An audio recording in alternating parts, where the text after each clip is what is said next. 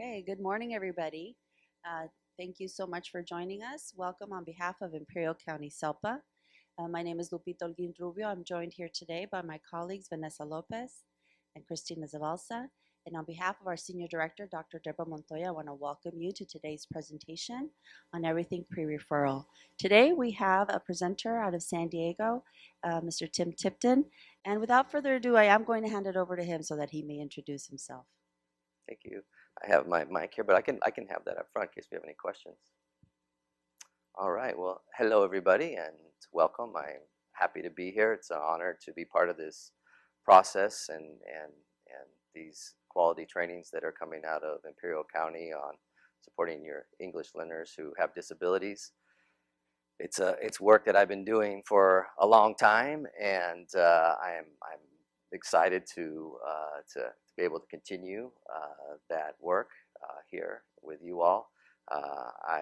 This is today to make sure you know what we're covering today. We're going over a comprehensive English learner initial referral process, some ideas of making decisions about your English learners and when it may or may not be appropriate to refer them to special education, and what are some of the quality data points that you may want to consider and working with your teams in order to make those really hard decisions about who may or may not have a disability and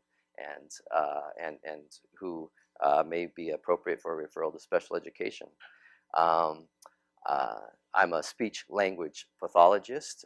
I'm a bilingual speech language pathologist in Spanish. I do bilingual assessments in San Diego Unified School District. I coordinate a bilingual assessment team as well, where we have bilingual school psychologists and ed specialists, and we're going to and we go out to sites and we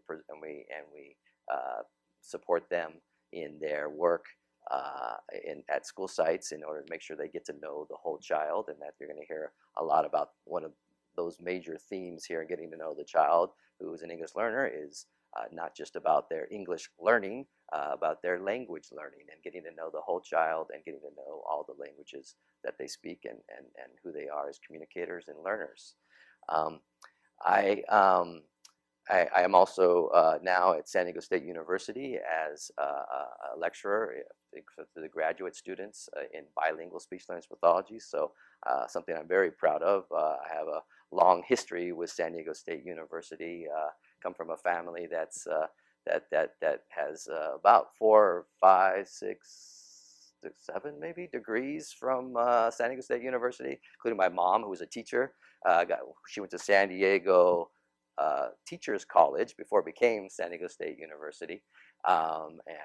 Since then, I have my brother's a music educator, my sister is an environmental educator, and here I am. So carrying on that tradition for our family. So very, very proud of that. I'm proud of the work that I've done at San Diego Unified School District. I've been on a few different transdisciplinary teams where we support English learners. English, a lot of that work that we did unfortunately came out of some findings we had in San Diego of disproportionality of us over identifying some of our English learners in special education. So we came up with some processes that you'll be hearing about today, kind of that came out of that, but it was a team process. I worked with bilingual education specialists, bilingual school psychologists. We shared this process with the community and lots of other stakeholders, and a lot of that process that was developed in San Diego is now part of this California's guide. Practitioner's Guide for Educating English Learners with Disabilities. So that you're going to be hearing a lot about that. I have my themes here for today that you're going to hear me talk a lot about today, and we're going to talk about going deep under the surface. Welcome, and learning about students at a very deep level. And we're also going to talk about having a wide view as well, different perspectives and looking at kids from a variety of different angles. So I'm sure there's more that I had planned to start at the beginning, but I am I don't know if I have a reputation to uphold by maybe talking for about 10 or 15 minutes on the first slide. That's kind of usually my MO. But so if I just move forward right now, it's going to feel a little strange for me. But I'm sure I'll get to it all anyway. So let's just go. How about that? We will be taking a break today for everyone listening, and welcome also not just to those that are here in front of me. Obviously, welcome all those that are on Zoom.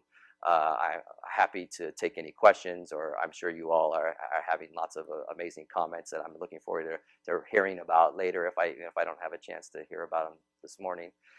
So let us know who you are out there and your positions. I've got to meet some of the folks that are here today, and some amazing bilingual educators and school psychologists here today, and so I'm very excited to have them all with me today, and I'm excited to have the variety of disciplines that are represented there out across California listening, and I will do my best to make this worth your time, and I hope that there's going to be something here that's going to maybe really impact your process, your processes, your work. I'm not trying to add too much to your workload. I know we're all busy out there. Hopefully, if anything, we'll give you some different ways to support students, maybe spending some time on data points that are maybe more meaningful, more relevant to students, and not and maybe be able to find some other the existing processes that aren't as efficient and as useful, maybe being replaced. So that would be my hope here today. But we're going to cover a lot. It's going to be broad. It's going to be a big process. It's not going to be a cookie cutter kind of here, just check off these boxes and then I'll tell you who this student is. It's not going to be that easy. It's going to take making hard decisions, but we're going to give you some good processes and some good data to make some of those hard decisions about students. Very important decisions. All right, that's pretty good. Got through the first slide pretty quickly. Well, I would like to think that we all share these commitments, but I want to tell you that's kind of why I'm here, and so I'd hope it's why you are all here and all logged in today. First of all, it seems an obvious statement that we can't find students eligible for special education or suspect there's a disability if we really don't know what they're capable of doing, right, as learners. When we just take maybe some quick little snapshots of a kid, or we're only basing our concern on some maybe just some of the standardized testing that we're using, and not looking at more authentic data from lots of different important sources, then we might not be making those decisions appropriately. And so we're going to be spending a lot of time on this data that really, when it is more about their performance and about their lives and about all of their learning experiences, it really informs their support and their instruction even more. And finally, we're here to protect their educational rights, their legal rights, their human rights, their civil rights. All those are part of this process. Whether that's what you signed up for or not, that's what you're doing. We're making sure that before we put them in that class of students with disabilities, that we ensure their rights. And we're not just talking about students who have a disability. We're talking about all students. So this process, because it's pre-referral, because it starts before students are identified with a disability, then this is also intended to not only find the students that have a disability, but also make sure that we're not improperly referring students to special education when they don't have a disability. So it's supporting all students when we can do this right. These are the guiding principles that we'll be talking about all morning long. You might as well just maybe you can even start with little tally marks on these here and go, oh, there goes Tim again on talking about variables. He said that again. Used that word variables, and he's going over all these variables. I guess you would have a whole lot of check marks on that first one if you want to put a check mark every time that we look at a different variable that might be impacting an English learner. because by definition, that's who these students are. There's not one English learner profile. We can look at some of the variables, such as how long you've been exposed to English, or what's the quality of the English language support you have in your classroom. What are some of the primary languages that you're impacted, or that you're able to be have the opportunity to be exposed to, and those are some of the big variables. Those are some of the big ones, right? But there are many other variables that impact students' learning. And so in order to really get to know all those variables, you can't have one person saying, I can do that. Oh, I'm in charge of English learners. Let me figure out all these variables because I'm the English learner specialist. So let me figure out all these variables that are impacting the student. And that, of course, can't be done. It's only through our shared responsibility and our expertise in language development and learning development and all these different areas, and child and raising the parents' expertise in their own child. It's only through those multiple sources that we're going to be able to get to know our students. So as we go through different variables today, we'll talk about what are those sources of data that might help you figure out who these students are. We're going to talk about when it's appropriate to use the primary language and access the primary language. Of course, students, that is their right to use their primary language. Another one of my favorite references is to the Declaration of Human Rights, and in particular, there's one for the human rights of students with disabilities that talks about their autonomy and their ability to use languages that they choose. So I'm very much a proponent of students using all of their languages, all of their dialects, all the ways they like to language, as people are saying nowadays, not necessarily using a language or one or the other. And getting to know the what they can do often requires the use of interpreters, because we don't all speak the 88 different languages that are coded in California, right? We know that thank goodness we have a lot of good supports for some of our larger languages, and we're still trying to make sure that those are taken care of. But we often need interpreters even for those students as well.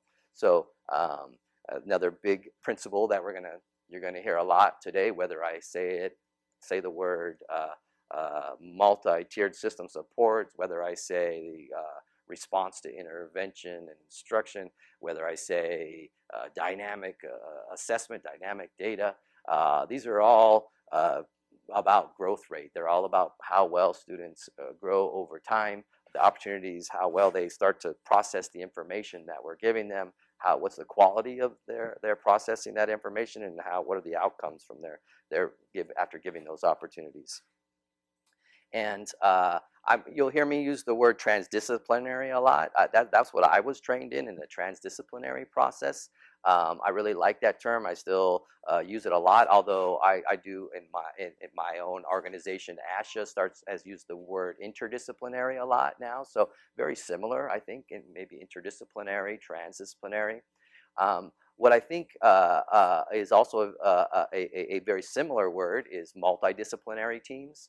Of course, that's a very important type of paradigm for working with students. Why I continue to use the interdisciplinary, transdisciplinary models is because of more of the sharing and breaking down some barriers. We're all educators. We all support students talking and speaking and learning, and so we can all kind of break down some of those barriers. As a school psychologist talks about reading with a student, as a teacher provides language data to an SLP or to a teacher, we're all kind of sharing a lot. We do have our expertise that we all have training in, and that's very important, and that leverages our learning, and we all learn even more from each other because of our specialties. But we also learn from each other about our own specialties. So that's why I like to continue to talk about that transdisciplinary model. I'm sure I'll give you more examples of that. And in order to make any important decision, and probably the biggest one is at the end of the day for our special educators is going to be before we put on that very important but powerful label of disability. But it's also making decisions early on. What kind of intervention? What kind of instruction? The better data that we have, to do that, the better decisions we'll make. You know, good data in is good processes out, right? And so, so I often use where I've been trained to use the language of triangulating data. And again, this is another term, just like transdisciplinary, that has a lot of other variations. I kind of stick with this. There's because I've been trained on it, and I'll be telling you, I'll give you my definition of what that is. But it's really another ways to talk about it is a multiple measures approach. You know, multiple measures. Some people like to refer to it as a convergence of data. You know, lots of different data coming together to find patterns across the data. Cross-validation might be the one that they refer to in the practitioner's guide, the California Practitioner's Guide. So there are different ways to refer to having enough data to find patterns that substantiate each other. So there's not those outliers of data or some decontextualized data that or you catch a kid on the wrong day or at the wrong time and making too many bad decisions without really finding that there's some validity by looking across those data measures. So those are the things that I'll be going through multiple times today, and I'm sure they all sound very familiar to you. So hopefully I won't be talking just about them in a kind of a hypothetical way, why these are important. Hopefully we'll actually be talking, you'll hear when we're actually talking about behaviors, we're talking about actual physical, psychological behaviors, cultural, personal, cultural factors, language development factors, educational factors. Hopefully you'll see actual real examples of how this all is going to come together for our students. And I was very excited. In fact, I was exposed. This is why you should be, why we should be. I'll be very grateful to the team here that's presenting lots of great presentations in the world of English learners with disabilities. I learned about this principle in one of the previous trainings, but maybe many of you out there are very familiar with the California English Learner Roadmap. It's another one of California's really strong documents that we have here that has been guiding our work here in California for a number of years. But the first time that someone has shared with me, and I am sharing it with you, Principle 1 that's coming out of California Roadmap, which is about that asset-oriented, needs-responsive schools. So as I've been presenting on those principles in the prior slide all along, it's very validating when you get to hear others who have those same type of principles that are important to them. And so you'll see within this Principle 1, there's multiple principles here that overlap what we just talked about, that language and culture are assets. So these are the valuing, recognizing, and building upon the cultural assets of our students. So when you do look at students from these wide lenses and these deep lenses, you're going to find assets, and those assets are how we show what these students can do, and we can build off those in order to support the students who do have needs. You heard me talk about variability. There's the no single EL profile, so that we recognize that there's such a diversity of students represented in our students. So there's when you support one English learner, you're supporting that one particular English learner. That we're valuing and building off the family and school partnership. So a big part of what I'll be talking about today is perspectives, multiple perspectives, and obviously one of the most important ones here is working with the families and parents, and developing these frameworks that identify English through valid assessment and practices. So hopefully that that through this multiple with this collaboration model where we have multiple sources of data, that we're going to definitely make sure that our practices are valid and meaningful to students. All right, so as I mentioned, I was fortunate to be part of a team in San Diego that developed the manual that you see up there that I continue to reference in my work, and it's still part of San Diego Unified's expectations. It's part when we refer a student to special education in San Diego Unified, our educators are acknowledging that they've reviewed this process. They've looked at all the components of this process, um, and and I will refer to some documents that are just in this, and you'll find there's lots of other resources within this document. And if you wanted to find this document directly, I'm giving you a couple. These are just two different links that lead to this document, that either through our district or through the California Department of Education link. It can be shared and used for you in your practice as well. Any of the forms, any of the supports within there. Because I had prior training in transdisciplinary teaming, and because my team was very transdisciplinary in nature, this whole document has those same transdisciplinary disciplines, transdisciplinary practices throughout it. And so feel free to use it. Of course, giving credit to San Diego as you do, but feel free. And it still blows. This was done in 2022. It feels good that this is still a relevant document, and that I think there's a lot of educators out there that are being supported by it today. So I'm very happy to see that, and it's also to see it up on presented up like this with my daughters there in Japan many years ago when they were little ones. Oh, I did this last time. I know when I presented here, I stopped and I went, oh. And this is where I'm sorry. Give me a moment. Okay, this little one right now is now in Brazil, after having been in Chile, after having been in Japan, Chile, Argentina. Now she's in Brazil. I'm gonna go visit her in a couple weeks. These are my trilingual daughters, by the way. They speak Spanish. They went to Spanish immersion schools. We speak Spanish in the home with them. They speak Japanese as well. Their mother is Japanese. We all speak Japanese together in the home.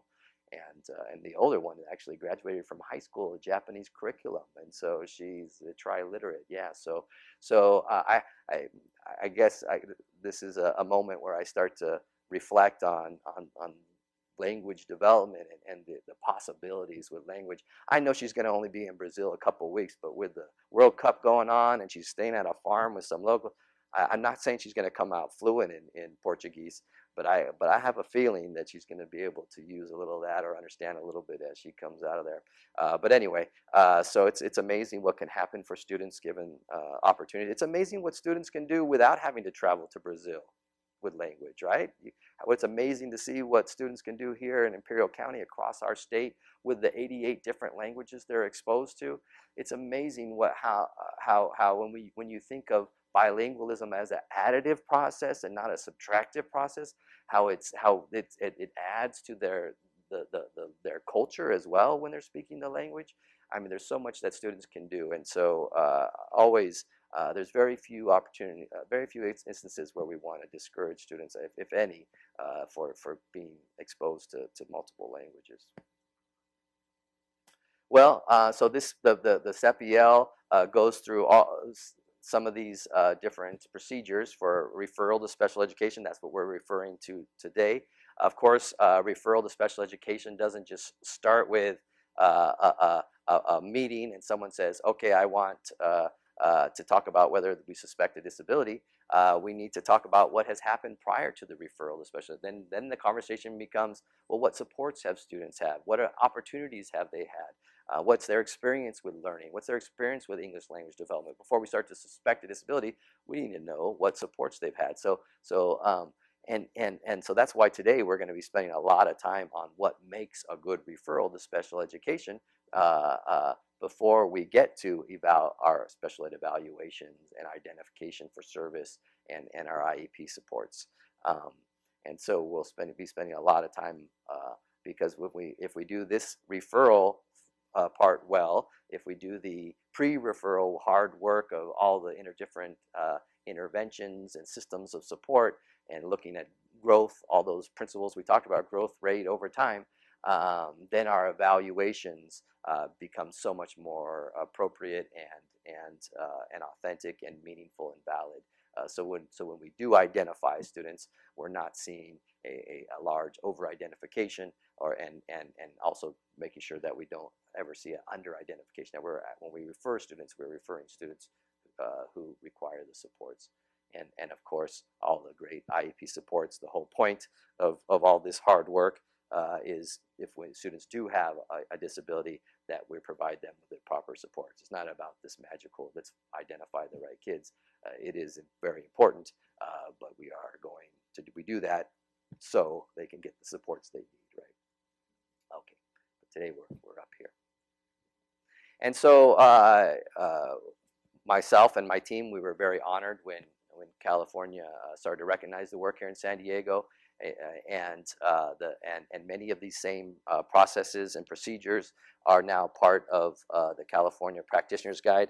You can see by just the how thick they are that there were a few other voices, not just San Diego, within this guide. So it's not a mirror image. Although the much of the early referral, evaluations, identification, and IEP supports kind of follows that same sequence. And so a lot of the San Diego work is in here.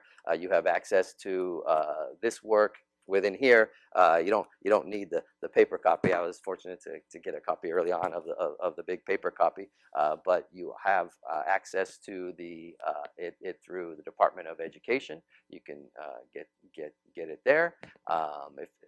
And this is probably a good moment for me to say to you all, those of you who are here in front with me, you can also access this online, but you also have some of the paper copies. We want to make sure you had that. Those of you that are with us on Zoom, this is probably a good time to have you start navigating these forms, because we are going to be going through them today. We're going to be going through some of the resources that are found within this guide. So you could do it. One way to do it is, I'm sure you're getting the links through from the support folks here today, but you also can Google the AB 2785. That'll get it to you right away. But maybe even a more preferred way to find this work is through this link here, through our Imperial County Office of Education. They have the website that may have led you to this training in the first place, but they also have the guide there itself. And not only that, they've taken some of these forms and given them to you in writable formats, where you can actually fill in the information on the form itself. You can share the form with your colleagues, and so there's the electronic versions of those that I'll be referring to as well. So different ways to be able to access the information that we're going over today. But yeah, a lot of different voices within this guide, and it's long, but it provides a lot of support and a lot of good quality evidence-based practices.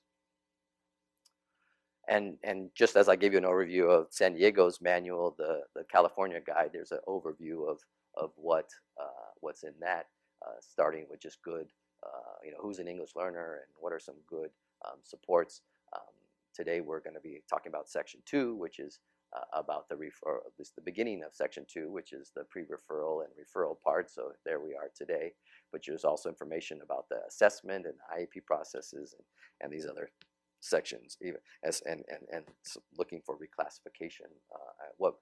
That very difficult decision for some of our students who are impacted by a disability, despite some of the accommodations and supports they're getting, who aren't being reclassified, who may need to be reclassified through an IEP process. So there's all lots of different supports throughout this guide.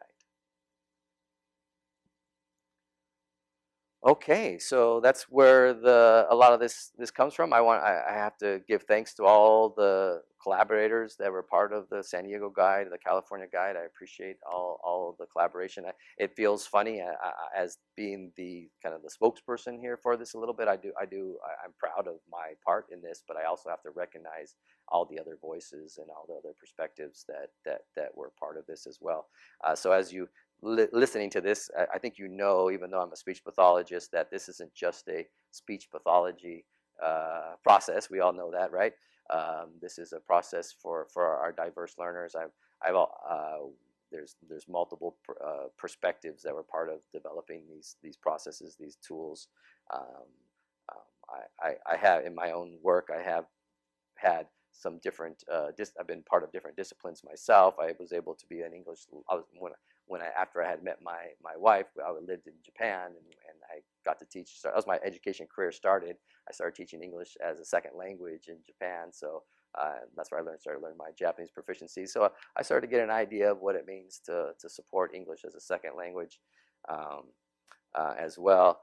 Although I don't want to discount the time I spent in Spain teaching English to someone there who was teaching me in exchange for flamenco guitar lessons. I know that wasn't a formal English second language setting, but that's probably where it started for me. And I think about it, I was teaching him some English, he was teaching me some flamenco guitar. Maybe that's where it started, I guess. But anyway, so then after being in Japan and having spent time there teaching English as a second language, I came back to California, where I'm from, and I was able to become a bilingual teacher. So this was back where they needed. I got an emergency credential to teach in Oakland schools in a bilingual classroom, and so it was very foundational to my perspectives on teaching and learning. Being a bilingual kindergarten teacher there in Oakland for 3 years, and then coming to San Diego, being a bilingual first grade teacher, and so a lot of these processes. In fact, some of the folks on my team, they had experiences being teachers as well, and so there's a lot of cross discipline experience going into some of the procedures you're going to be hearing about today. But getting back to the manual, so it has the California guide has. It kind of talks to you about what is being covered, and so this is kind of what we're covering today as well. It starts with the compliance question, or maybe more of the administrative question, which is, how do we appropriately identify students and not have an over-identification, or an under-identification. We don't want to have to change our processes in our school districts and be any other type of reviews for disproportionality. So it's making sure that we're meeting compliance in that area. The other areas are being in compliance means just finding students with disabilities, right? And when students are referred, when we suspect there's a disability, we refer them to a special ed assessment, right? So that we can. I know we can't just go home now after hearing that, but I guess by definition, that's what we're talking about today. We're talking about when do we suspect there's a disability, right? Because that's when students become referred. So a parent suspects a disability. Anybody suspects a disability. That's what it means to refer them to special ed. Okay, so did I cover what a proper referral is to special education? Oh yeah, am I done now? I walk away. You suspect a disability, okay? Is that a little bit harder? Maybe we need to define that a little bit more. Suspecting a disability, what that might mean, and what are some of the processes you need to go through sometimes. But when students have one other way to say it, they have multiple red flags. There's lots of concern, lots of people concerned that the student presents like a student who may have a disability. We refer them to special ed. None of these processes we're doing today will you need to say, oh, well, California State Guide gives me all these pre-referral processes I have to go through first. That is obviously not the case. If a kid has a suspected disability, we refer them, right? This is not to slow down proper referrals to special education. It's to find the students who may have a disability. Okay. And then there's not just the compliance question. This is all my practitioner listeners right now, right? I know those of you with me are all practitioners. These are our questions. Yeah, yes, we're looking for not an over-identification or under-identification statewide, district-wide, at my school. Yes, we're trying to find students with disabilities, but these are our procedures. This is why you're probably here today, to make sure that we know what the proper steps are to ensure that we do refine the right student, even with all the diversity, all those variables that they present with, that we have the right appropriate referral. And also a big part of this obviously is parents. It's making sure that they have those same concerns, the same they recognize that the same supports are needed for students as we do. And we're going to talk about a lot about what data to collect in order to make sure that the referral is appropriate. So this is kind of another overview for us, the practitioners. This is what we're doing. All right, so you've probably already I've given you a sense of my perspective on this, that students are variable, they're amazing in what they can do. I'm always so impressed by the different backgrounds that our students bring, and I'm intrigued by it. But as much as I feel like I can get to know a student, there are so many deep, under the surface aspects to these students and our systems that we really need to see, look at students in a deep way in order to get to know who they are. Another reason I like this type of metaphor is as trees grow, especially some of our large trees we have here in California, some of our redwoods, they start to build this interdependence amongst each other, where their root systems start to come together and they start to support each other. So if one of the trees down there isn't getting as much water, the system could grab some water from the river over here and bring it over through these other multiple trees in order to keep these big giants standing strong. So if that's not a great analogy for us working together and supporting each other, I don't know what other one would be. I also know when I was part of disproportionality work in San Diego Unified, as many of you across the state are probably familiar with, is you need to do a root analysis, right, of what's happening. So we're getting to the roots of what's happening. The other perfect analogy for working with students from cultural and linguistic diversity is you may have heard of the root analogy for culture and language, right, where some of the surface type of cultural aspects of language or music or what they eat, those are some of the simpler types of aspects. They're on the surface. We can just see, we can observe, we can see and hear that. But really, it's those aspects of culture that are below the surface, that the values, the core beliefs that are impacting our students, the things that might be impacting some of how they behave and how they learn, might be those real deep factors that we need to examine. So there's plenty of reasons why I think this is a good analogy for our work. But at the same time, how hard is it to get under the surface? We don't have, I guess another analogy for this is can't really do an MRI of a student and get under the surface and see what kind of learner they are. Maybe if there is a orthopedic, or if there is a physical disability that we can find in that way, but a lot of these kids that we're referring to today that may or may not be over-identified, often in the mild learning disabilities, specific learning disabilities, speech and language impairment. These are some of these that we find there's over or under identification for. There's not a blood test, right? We can't go underneath the surface and find out exactly who these kids are. So really, we need to take a wide view in order to find out who these students are. So we're trying to go deep, but in the end, to do that, we're going to have to take a wide view. So not just a deep view, but a wide view. And so I would think this is getting back to me liking to refer to triangulation of data. This is how I have been trained to understand it. It's not using just a few different tools. It's like, oh, I've triangulated my data because I've used a couple different tools. For me, it's that you've done it. You've used multiple perspectives and sources. So the importance of the family, the sources of information from the teacher, from prior teachers. You have the different measures that you're using, whether they are a tool like a test, or whether they're just a type of observation or interview, some of the other important data points that we gather data from. And finally, are you looking at kids across contexts and finding that they're bringing their disability, they're bringing their needs, they're learning, and they're growing, not just in the classroom, but what's going on with them socially, what's happening with them in their home, how are they demonstrating their strengths and maybe their needs across their contexts. And so now, shortly, we're going to go over some of these. and hopefully it'll allow you to feel like when you're making important decisions for students about a referral to special education, about what the next intervention may be, about whether you need to identify them for special education, you feel like you can say that you had taken this wide view for the student before you made those very important decisions.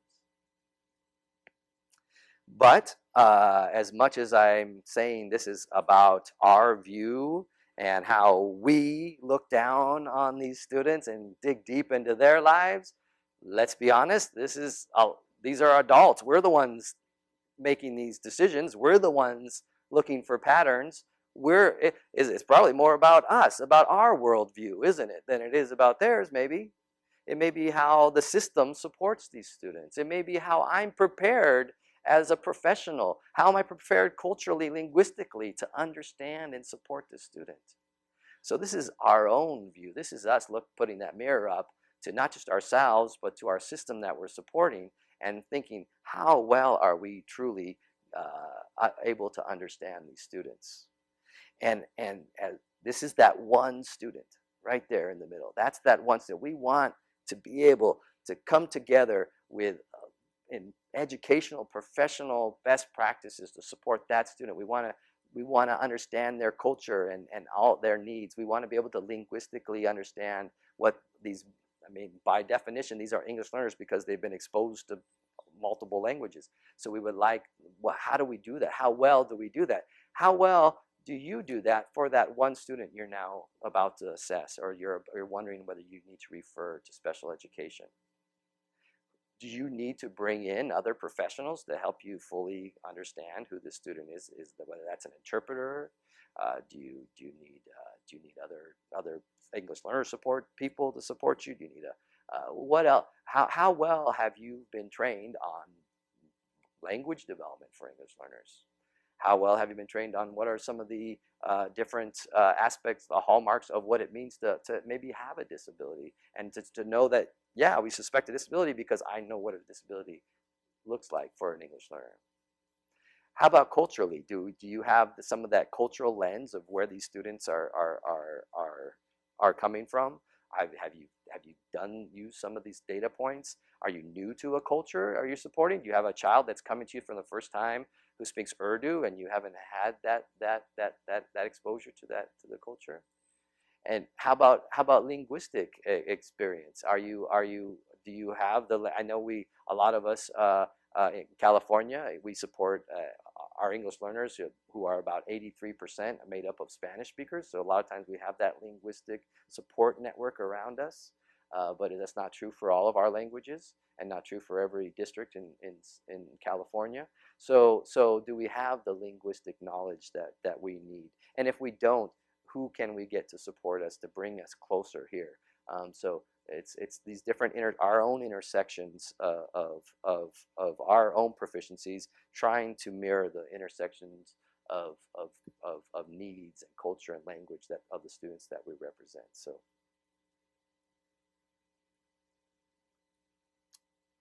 very important. All right, so we're going to get into that that triangulation a little bit here. All the different type of data sources that you might need. We are going to talk about first different perspectives, different sources of information that you could be using, and I'm gonna go over what are some of those different perspectives. It starts with just a good definition of why you want to collaborate, right? Why do you want to work with others to make these decisions? And the first reason is because you want to pool your resources. You want to make good decisions. You want to leverage your resources. So one way to think about leverage is if I know a certain percentage of information about this community, about this child, someone else comes in, they have some overlapping knowledge that I also know, but they also have some additional knowledge. So then all of a sudden there's another percentage of understanding that I didn't come with, and you keep adding more. So not only does that make the team stronger and stronger as you bring in these different perspectives, but it also supports some of the the teammates, some of the administrators that have less understanding of the processes and less understanding of these kids that we're supporting. So it helps also hold up make our team stronger. Remember that tree at the end that didn't get the water, right? That it supports that tree as much as this person over here is getting all the water, that seems to have a lot of the expertise and a lot of the knowledge and really growing in power on a team. But we want to bring in everybody's perspective is equally as important, and so we support each other. We share responsibilities. So whether that's so we don't have to all and do the same type of work, and that goes to minimizing the duplication of effort as well. That we don't all need to be gathering the same background. Do we all need to be interviewing the parent about the same background questions? Do we all need to be observing whole group instruction during the same time? Maybe we can be looking at kids over different different points of time. We can and what I like to think, because I know how busy all educators are. I know how busy all special educators are. I hear from my speech language pathologist colleagues almost daily on their workload. So really, right now, more than any time, we want to minimize duplication of efforts, right? We want to see this not as like, oh, teaming, that's extra. Because I know I used to think that way. I'm like, I was in college and there's going to be this collaborative team project. I'm like, can I just do it myself? Let me just go over and just take care of it. I don't want, And then when I get into a professional setting, I realize there's really no other way around this. So this is how I need to make this happen. And so do I need to see that as extra work? I hope not. I'm hoping we're going to see this as actually a supportive process, supporting each other, actually relieving each other from some of our workload, because we have others that can gather some of this data for us, others that can look at the child, others that can interview, others that can be at some of these different moments in time in the student's life, whether seeing them at home or seeing them or finding out information from the CUME file or whatever the case may be. And really, when the more complex a case is to you, if there's lots of intersectionalities from the student of them coming from poverty, coming from language diversity, coming from all sorts of different type of possibilities of the complexities that these kids could come from and their needs. It's that one perspective that is not gonna do it. Another important thing is that we exchange information on these teams. So a really good team might not have to spend as much time at the actual IEP meeting of learning from each other when we've learned from each other previously. And my report have an idea of who I'm going to refer to special education is easier because I have gotten information regularly. I don't need to wait until this big decision day to get information from each other. That we get information over time. And also, what this does is it naturally ensures the authenticity. As I talk about triangulation, the more data points you have, the more authentic, the more valid your work is. And so there is this transdisciplinary teaming happens during planning for our interventions. It happens as we talk about what kind of data we need to determine whether these interventions are working. Helps us interpret our data, and then also just with the interventions themselves, we can share the duties in supporting students as well. So there's lots of place for these multiple perspectives of transdisciplinary teaming. So I'm sure a lot of this is happening with you. Hope maybe there's some of these things you're hearing that'll give you more impetus to use these practices. So as we continue the theme of triangulation, and now we're referring to perspectives and sources, I have to start with we talked about what a team means and a collaboration, but if we're going to talk about a single source of information, there's none more important to the child's life than their family, their parents, their caregivers, their guardians, those that are important to the child, however you want to label this this first one. It's those that know the child the best, right? Um, they need to understand why we're even having this meeting. If we're starting to have meetings of, or start to talk about whether a student may be suspected of a disability. Did it start with an SST meeting or a problem-solving meeting with 15 professionals around, or did it start with some good conversations with a parent and a teacher? Was it, and how did they start to learn what this process was? Who's supporting them, understanding why their child is getting this type of attention? Parents and guardians need to know that they're providing information. That's why we want to hear why they're there. We need to hear about the strengths and the concerns, not just concerns of that they may have to be shared as well, but what are some of the strengths? They're part of that data collection. Parents aren't just someone that gives us necessarily information from an interview. They can actually provide us actual data as well on who their children are and their learning. Of course, they have to give consent equally as we move through this process. Of course, it has to happen for referral to special ed and special ed assessments, but also when we're starting to get to know their child and put into some of these information, these interventions, we should make sure parents are on the same page, and they should be just as much as part of that decision making as the educators that they're working with. So how do they? So because, especially in this pre-referral process, providing information is a huge part of the parent, right, involvement in this. When you're talking about any parent, a lot of these practices are good for all parents, but they're especially relevant and mandatory for parents from different cultural linguistic backgrounds that may not have the same experiences, not having maybe grown up in some of our education or our school systems. So they need to kind of, it may be very foreign to them. Just like the education is very foreign to them, the processes we have. So telling them straight up what is the purpose is that we're here to improve the education of your child, because we might start asking big broad questions about, tell me about a typical day at home. And the reason we're doing that is to find out about what are some of these opportunities that students are having in the home, and maybe what are some of the influences that may also make the teachers think that the student's not doing their homework or not participating or coming to school a little tired.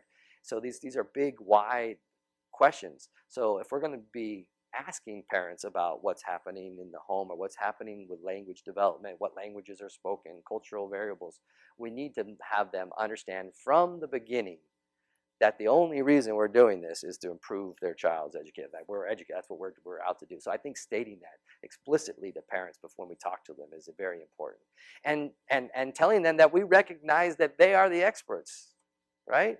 Now, this isn't me being the expert calling you, because that's what they're going to think, especially a lot of the parents of English learners. I use big words like speech language pathologist and school psychologist. They're going to go, oh my. And not only that, the kind of respect they have for teachers, just saying, professor a lot of these parents have respect for teachers, right? And so you're the one calling them. They're the ones that are like, oh my goodness, and what am I doing? What's happening here? Am I being the one being assessed for my needs, right? And that needs to be flipped around completely when we talk to families. It needs to be, I mean, if that becomes part of the conversation and they're open to talking about, brainstorming things and interventions and supports for them as well, great. But that's not why you're calling. And so or interviewing them. So improving their education and talking to the experts, and they are an expert in their child.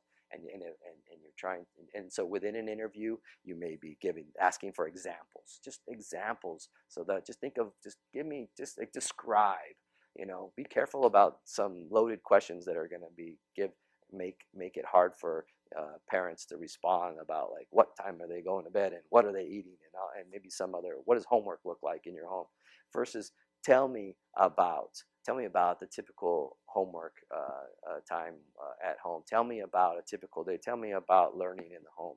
Some big questions. And then that's when these strengths also start to come out. When we start to ask these closed-ended questions that we think there's something wrong going on at home impacting students' learning, we start to add these closed-ended questions, and we're focusing on these concerns. But when you ask these big, broad questions. And by the way, this technique is called ethnographic interviewing. If you want to, it's in the San Diego CEPIEL guide. I can provide you additional resources if you want. That's when they start to hear these strengths as well. You start to hear about the assets, and they describe a typical day. They might be asked to complete questionnaires. Often parents talking about literacy if you're going to hand out questionnaires, and using very parent-centric kind of questions about, is it okay if I send you home this? Would you like me to send it home in both languages? A lot of times our bilingual parents would like bilingual forms as well. And so there might be questions before these interviews. So these are very important ways to get multiple perspectives and working with our families.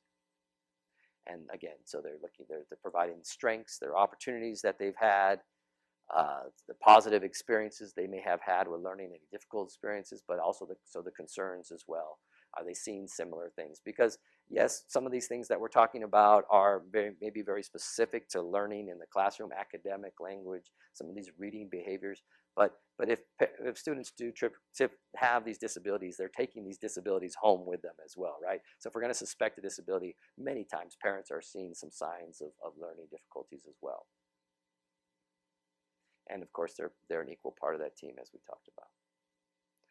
So continuing on with the perspectives and the sources, this might sound like us, the support personnel, the English learner support person, any bilingual staff that might have cultural and linguistic knowledge that can support your team, community resources, your interpreters that you're bringing in are translating documents for you. Not just linguistically, but culturally. Those that do the cultural interpretation are often called cultural liaisons, or cultural informant. Any other district support staff that's you can call in to support, that get to know the students, the administrators, the teachers, whether that's the current teacher, whether that's classroom teacher from last year, whether that's the grade level teacher that you can pull in and say that knows the child as well because they're doing some deployments, or just going to that teacher to as a beginning level of investigation and trying to figure out what the next steps might be.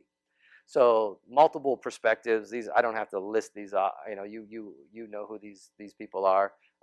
But it's the more you can check off some of these folks that get to know the student and provide data and are saying give their perspective, the stronger your determination about whether you suspect a disability is going to be, right?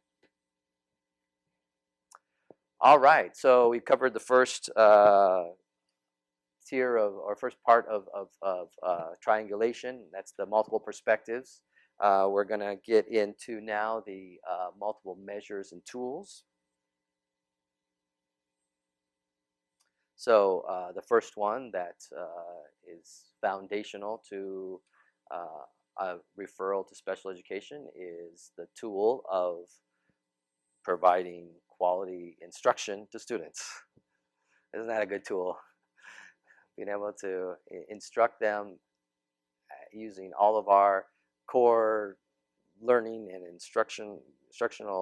using all our core instructional methods, making sure that when students, as all students are, very unique in their learning, we start to modify and differentiate. We start to use different designs for them as well, and then we become more specific on what supports they need. Most of us across California now are referring to this as multi-tiered systems of support, MTSS. It's about giving kids the support they need. It's not about having to label kids early. It's about getting them the support that they need. I know I don't hear as many people presenting or writing about waiting to fail. I know a lot of times that we used to say that a number of years ago, and I still keep it in because in the end, that's why we're doing this. We're not waiting for kids to do so poorly educationally that now we suspect there's a disability. We want to provide them the support early on, and see how they respond to that. So this is the philosophy of getting them the support they need. It's for supporting all students, whether whether your hypothesis is that possibly it could be a disability or that it could be that they need additional supports. It's supporting all students. It really is supposed to be about looking holistically at the child. So it's not just about the intrinsic difficulties a student might be having, but looking at the system and what environmental, what opportunities have the student had, and do we need to provide them more of those opportunities? It helps us find out what are proper interventions for students and what works for them, what doesn't. So if we do suspect a disability and we do end up referring them to special education and they end up having a disability, we just keep that intensity, those type of supports going, right? It shouldn't be oh, they need special ed, so all of a sudden they can get support, right? I mean, if they needed support prior to special ed, they could be getting that support. We need to have that very cohesive kind of transition from those MTS to special education, and this type of process using MTS does that. It supports us. And finally, should be just like we talked about multiple perspectives. An MTSS procedure should not be the responsibility of a single person. It's getting the most out of all your resources, whether they're community or staff resources, using everybody, just as we just discussed. So a tool for us to determine whether we suspect a disability is to take that multi-tiered systems of support, and really this isn't a different tool necessarily, it's just how we kind of are interpreting the tiers of support. So now we're saying we did all that quality early intervention for a student, and we got to know them and their needs, and we are now going to use that data and to see how they responded in order to determine whether we think that we suspect a disability, and we'll also use that data to help us determine whether there is a disability in our assessment. So that's because unlike MTSS, which isn't part of special education or special education law, RTI is. It's part of helping us define who students are, whether as one tool. Some people use it as the tool to determine disability. I would argue it's a very important tool, maybe not the only one, obviously, but it is an important tool. And the data informs the eligibility. It gives us data on progress, and not just progress, but how kids process that information, how they were processing that information along, how quickly they process some of this information.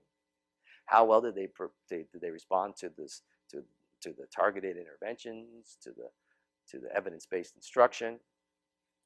And more than anything else, I think it helped us to start to rule out these extrinsic factors early, prior to a referral to special education. Because after this, we're going to start talking a big part of this. We're going to talk about extrinsic factors, and we're going to talk about what are these other factors that might be impacted in learning, other than a disability. And we're going to talk about how that's part of special education law, right? We need to say the exclusionary criteria, right? The kids have to be excluded from special education if their primary needs are due to some of these extrinsic factors, these environmental factors that might be impacting them. But if we're going to try to do that in 60 days of a timeline, it becomes very difficult. So if it's vision or hearing or maybe there's healthcare issues, or there's mobility factors where the kid's moving across different school systems. Trying to rule those out within a 60-day timeline of your assessment can be very difficult, right? So that's why if we do this work for kids, especially the ones that we don't know if we're suspecting disability yet, but we're providing support, then it'll help us rule out these extrinsic factors. It'll help us make a very strong exclusionary criteria statement if we do end up finding these students eligible for special education. And as much as it also provides us data on progress, it also is a dynamic measure of what kind of learning potential they've had. I know a lot of special educators have tried to use dynamic assessment in different ways. There's the short-term ones where I meet a kid, I go out and meet him, and I say, wow, he's really struggling talking about this text. Well, why don't I give him some ideas about how to talk about the text, and then I'll have him talk about the text again and see if he did any better. Did he take on, how well did he process, how hard was it hard for him to process some of the instruction I gave him? So that's the kind of dynamic assessment a lot of us are trained on.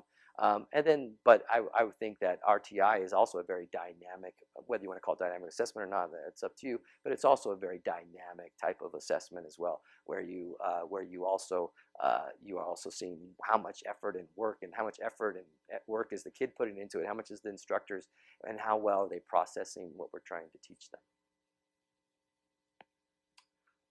All right, so those are some big tools. Those are maybe the big ones when we're talking about suspecting a disability, right? That's where we're going to, and as we talk about specific areas of need for kids coming up here, we're going to be referring to how you need to use the MTSS process to start to rule out some of those needs, and how you'll interpret the MTSS data through an RTI lens if you're going to talk about suspecting a disability. All right, so as I talked about dynamic measures, I think I just kind of spoke about this a little bit. So another measure of learning is supporting a student, seeing how they respond to that support, how much effort are they putting into it. Of course, one of the hallmarks of a disability, that if we suspect a disability, is that it has to be a meaningful. There have to be a meaningful learning that the students unable to successfully participate in it, successfully respond to. But the only way they're going to successfully respond to it is if it's meaningful to them, that they're actually putting in the effort, right? If you have a kid in the back of the class all day long not listening, how good is our data on how well he responds? Responds to what? Responds to sitting in the back, or responding to, so putting in the effort. How much effort, and equally, how much effort are we putting into to supporting the student? What's the intent? And that's why we do more. We can show our effort by talking about the integrity of our work. We can talk about the intensity of our work, the duration, how the frequency. Those are ways to show our effort as well. And then how modifiable. This is the kind of the term that we use a lot in special education to identify disability. But this is, again, if we're going to suspect a disability, it's because we're seeing that students aren't learning, they're not responding as we would expect as a team.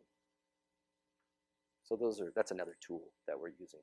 And you can formalize that in many ways if you want as a team, or just have that as part of your conversations. Let's talk about effort. Let's talk about how he responded to different type of instruction and interventions.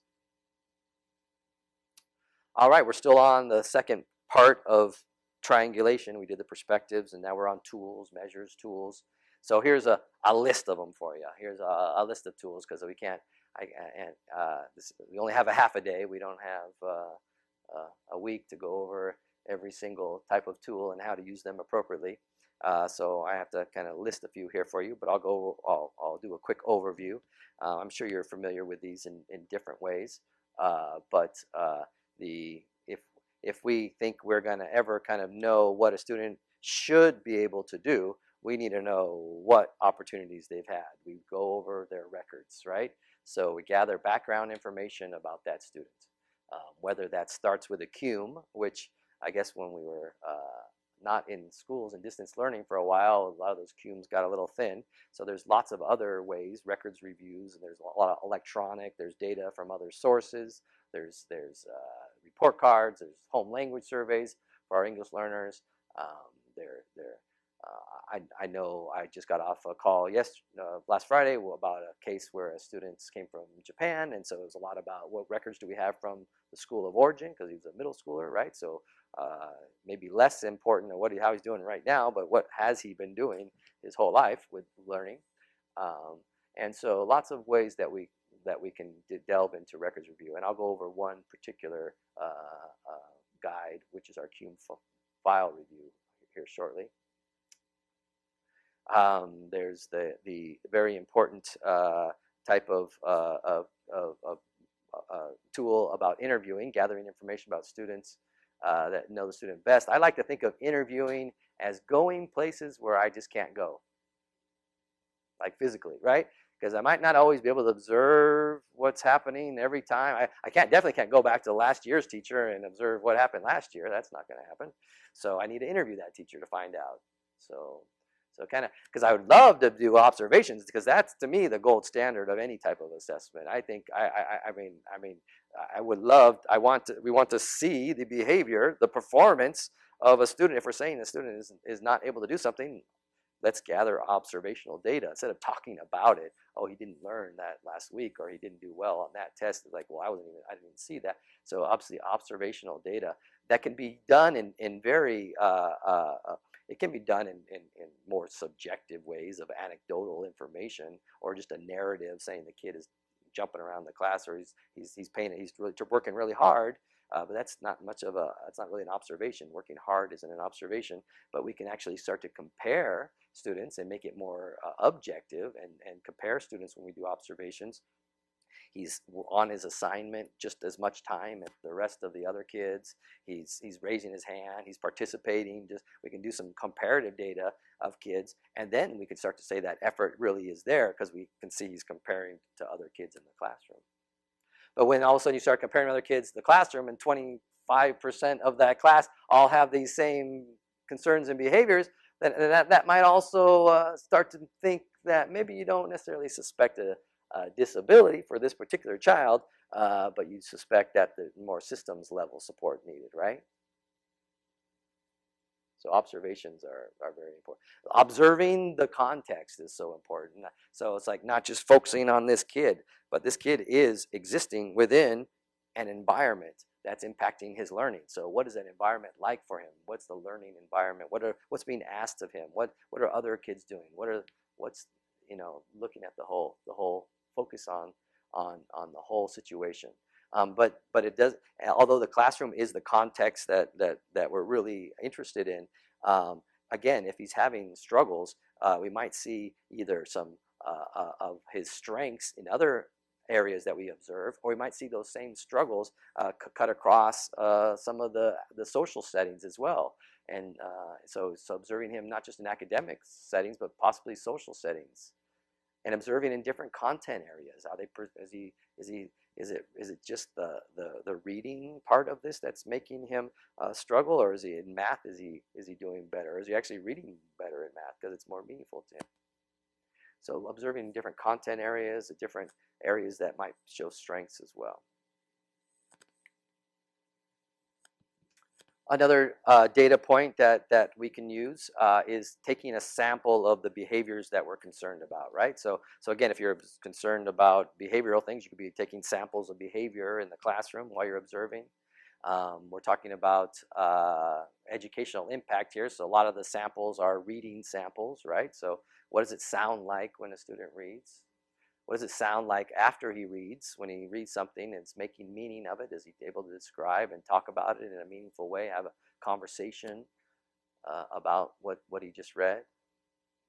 We're talking about English learners here, so we're talking about language sampling as well. It doesn't have to be reserved for I know you've probably heard language sampling presented to you by a speech pathologist in an IEP meeting, but there's nothing in my degree that makes or in my professional description as an SLP that says I'm the only one allowed to take a language sample, right? We can all listen to kids speak and write down what they're saying.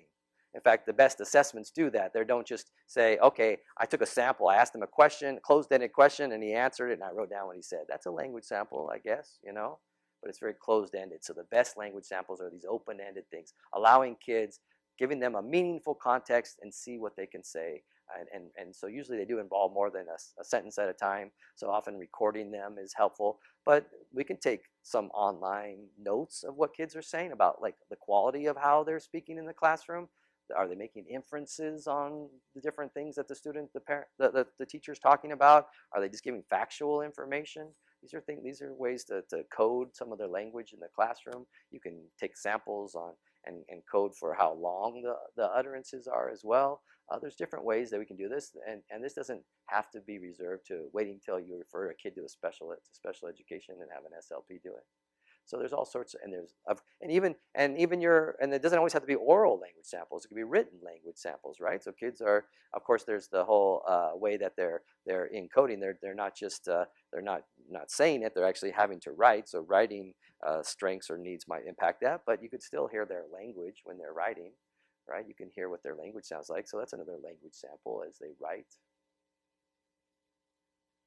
That really cuts down. So I mentioned we don't have a blood sample to figure out if we suspect a disability, but we can sample behaviors, right? Other ways. All right, and then sometimes, you know, we want to sit back and we want to review information. We want to interview. We want to sit back and observe. We want to just open-ended talk to me, and I want to hear what it sounds like when you speak. And learn, but sometimes we have to probe. We have to find out, hey, I can't wait around. I need to see if you can do this. I need to ask you to do this and see how you respond. And so obviously we have LPAC and other, and we may have some primary language probes. I know that doesn't happen too much across California anymore, having Spanish or other language probes directly. But there may be some data on how students are speaking their primary language. Other than a probe or a standardized test that we can use. There may be out there for especially kids in biliteracy programs. There's academic assessments as well, of course, and primary language academic assessments and for those kids in biliteracy. And there's the probes of cognitive processing, of course, that we have when we get usually closer to a special education assessment. But this is a highly structured type of task. Again, it could be how does a kid I want to have you talk about a text and learn and how you or any of the probes that teachers use to find out if students are meeting the standards. So I hope as we go through these, we're hearing lots of different opportunities and examples that might stick with you. Something that not using quite as much that you can maybe replace with something you're using already, or something that you think is going to have more meaningfulness to your students. And some of the best type of tools that we can also use in determining whether we suspect a disability are those criterion reference measures. What makes these nice is because as long as if they're based on well-defined, established criteria of behaviors of what actually is important to, they could also be made up of things that are less meaningful. But if these measures are made up of well-defined, good, specific behaviors, then they can be very useful in our data gathering. And I think one of the reasons that they can be the most useful is because if you think about the way rubrics are used in classrooms, where they not only are used for us to determine how a student's progressing, but they're used if they're done well, they're used by the student to know how well they're doing and how they're progressing. So it's not this mystery like, oh, we're sampling your language. Oh, what are you looking at? I don't know. It's like, what are you going to do with that? What do you look? But whereas a rubric, we say, see this 4 points, so this 4, that's what I'm looking for. So when you give me this language sample, I'm going to look at this rubric and I'm going to see if you have these elements. So not only does it help us monitor progress of students, especially if we do have we triangulate those probes, because I guess people could see them as more subjective, but if we triangulate those probes by multiple measures, then we can not only see what we think how the student's doing, but the student actually has that effort, that buy-in in order to try to do those things. Rating scales do something very similar to that. Of course, they're not as specific as rubrics. They're just 1 out of 10 or something. It's like, okay, 10, but what does 10 mean?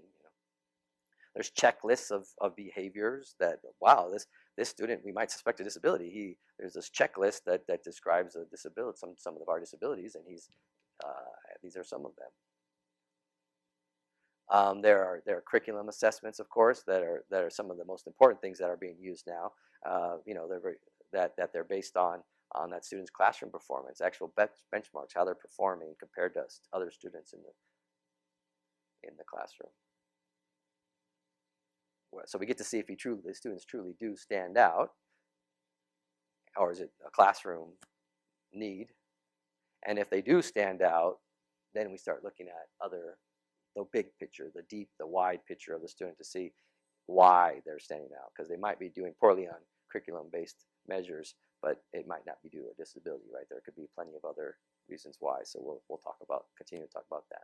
But it is very important, obviously, maybe even the starting point. All right. So I'm going to take you through. Yeah, well, let's finish up this thought before we take our break. So it'll be another 10, 15 minutes. That's okay. So because we've gone through the multiple perspectives we've gone through the multiple measures and tools that you're gathering to make these important decisions for students, and to really bring authenticity, validity, and power to your decisions is to look at kids across contexts. And I'm sure you've heard that word used in many ways, that context matters, right? You've heard that, right? Context matters, because what a student can do in one setting may look a lot different than what they show they can do in another setting. It could be for maybe a small group versus a whole one-on-one. There's so many reasons why a kid may perform differently in different contexts. The main thing is we cannot say, I know I suspect a disability because at this one time, at this one place, with this one person, with this one tool, they had a need. I mean, I know that doesn't happen very often. In fact, obviously, it's probably illegal to make a decision on a student based on that one type of data point. But the more context we have, the more information we have. We know who these students are. So this can go on forever, a conversation about context.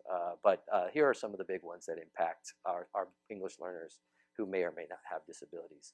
The context of how they were doing in their home country before they came here.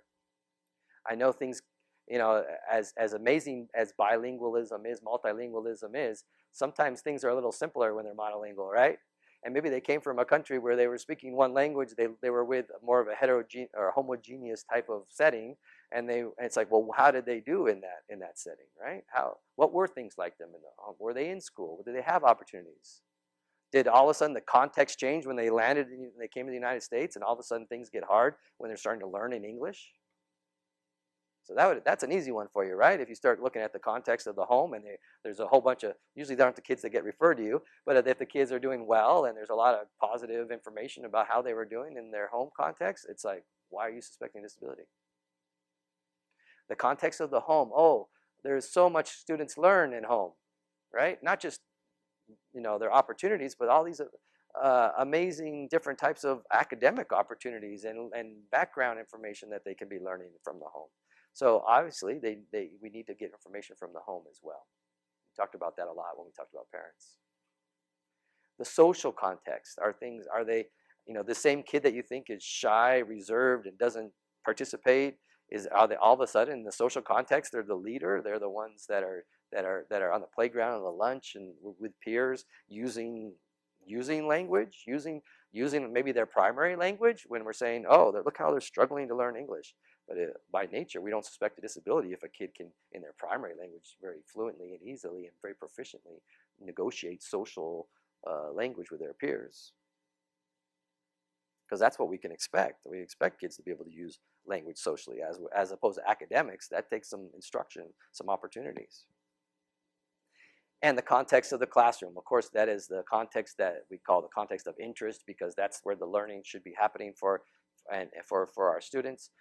Where not all learning happens, of course. We talk about learning happens across multiple contexts, but if it's the one that we're saying that the student is struggling in, we better have data from the context, and that we say they're struggling. If we're saying they're not doing well in the classroom, we need information from the classroom, and not just previous, not just current. It could be previous classrooms as well.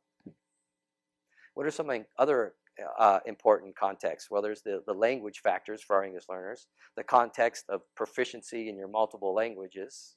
I just referred to that when I talked about using your primary language at home or with your peers. It's not just looking at language in how well are they speaking, but how well are they listening? Are they reading? They're writing. I get surprised all the time when I see kids that have opportunities to read and write in their primary language, even without some formal instruction. There's the variety of purposes they use language for. So are they able to, are they just using language for certain purposes? Because again, by definition for me, for a kid that I think is going to be struggling with language, they're using language for very limited purposes and they're not very productive in those purposes. So are they using languages in multiple purposes? And really the only way to be able to do that is listening to them and talking lots of different talk structures. So is it this peer conversation? Is it a group type of conversation? Is it a presentation mode? Gathering data on language in multiple different contexts and different types of talk structures also gives us a holistic picture of who these kids are as language users. And we'll get into a lot more on language as we get into the different factors impacting students. The other context is over time. So you have the context of whether how a student did in their earlier development, asking about milestones. The one thing that we know about our bilingual students, they might come from diversity of language backgrounds and culture, but some of these early developmental milestones cut across cultures, cut across languages. You know, when you start to say your first words, when you start to stand, when you start to these type of things are often are cut across are some of our cultural things. And also this is also that response to intervention. How were they doing early versus how they do maybe when they started school last year versus this year. This is that response to learning and instruction. And it's obviously more meaningful when we give them those supports. But by definition, and this is also when we start to look at, looking at their life experiences. Well, what was it about this current year that if they were doing well last year, or they were doing fine in their early development, what is it about this year that all of a sudden that the student's not performing as well? Was it a mobility factor? Was it a life factor? Was there some trauma? Was there a teacher-student mismatch? What was it? Context over time. We have the context of the type of instruction. So you have data not just on one subject, not just on one type of instruction, how he did one-on-one in a testing session. Well, how is he doing in a small group, maybe when he's more comfortable with his peers? How are they doing in whole group versus a teacher's taking the instruction where the teacher's lecturing, taking the lead, versus students taking the lead where they're working on projects and they're presenting their findings and they're talking about what they want to talk about. How are they doing in that setting? Because again, if you're suspecting disability, kids take it with them across different types of instruction. They bring it with them. And the other type of the last context I want to talk about is their familiarity with the task. So when things are, we even call the task very contextualized, right? So it is part about, has a lot of context for them. It's very meaningful to them. It's authentic. It's something that they feel like, I get this. I know why I'm doing it. And there's a function behind what you're asking me to do other than just to recite something that you think I should know or don't know. It's part of my experience. I experienced it. I experienced it in the classroom. I've lived this, and now I can show you what I know about this. And I'm motivated by it because it's functional, because it's authentic, because it's contextualized. How well are students doing in those type of contexts versus the opposite? If all your data comes from unmotivational, they haven't had the experience, it doesn't seem functional to them, you're going to have to get some data from a different context before you start to suspect there's a disability. All right, and just before we go to our break here, let me just give you the summary of what we just talked about, and then I don't know if I was wondering if this needed to be a checklist or whatever it is, but to me, if I feel like I'm sitting there and I want to know I made a good decision about a student, I'd want to glance through these things and go, did I find there was a convergence of data here that really was meaningful? Did I look across multiple perspectives and sources? I'd want to make sure that I've looked across measures and tools.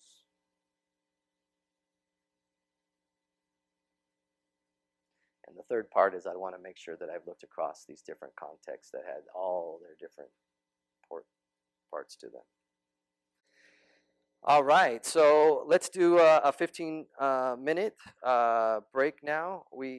And so we'll come back. Let's see.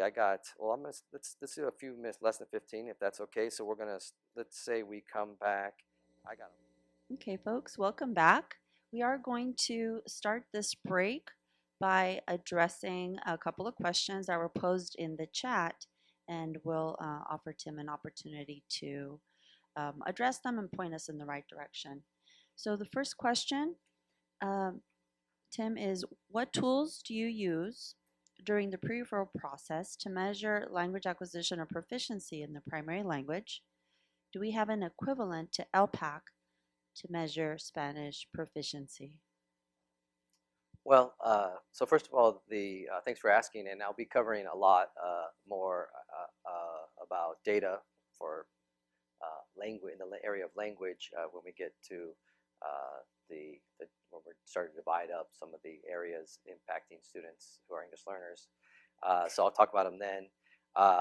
As far as something equivalent to LPAC has a very specific purpose of not just monitoring development of English language proficiency, but to help identify students as English learners. So there wouldn't be an equivalent to that for Spanish because we're not identifying students as Spanish language learners or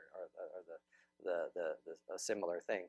So there isn't a formalized assessment like that, no, for pre-referral. Of course, there are standardized Spanish language assessments. Many of them are meant to determine whether a student has a language disorder or not, and they wouldn't be useful in particular, not useful for pre-referral.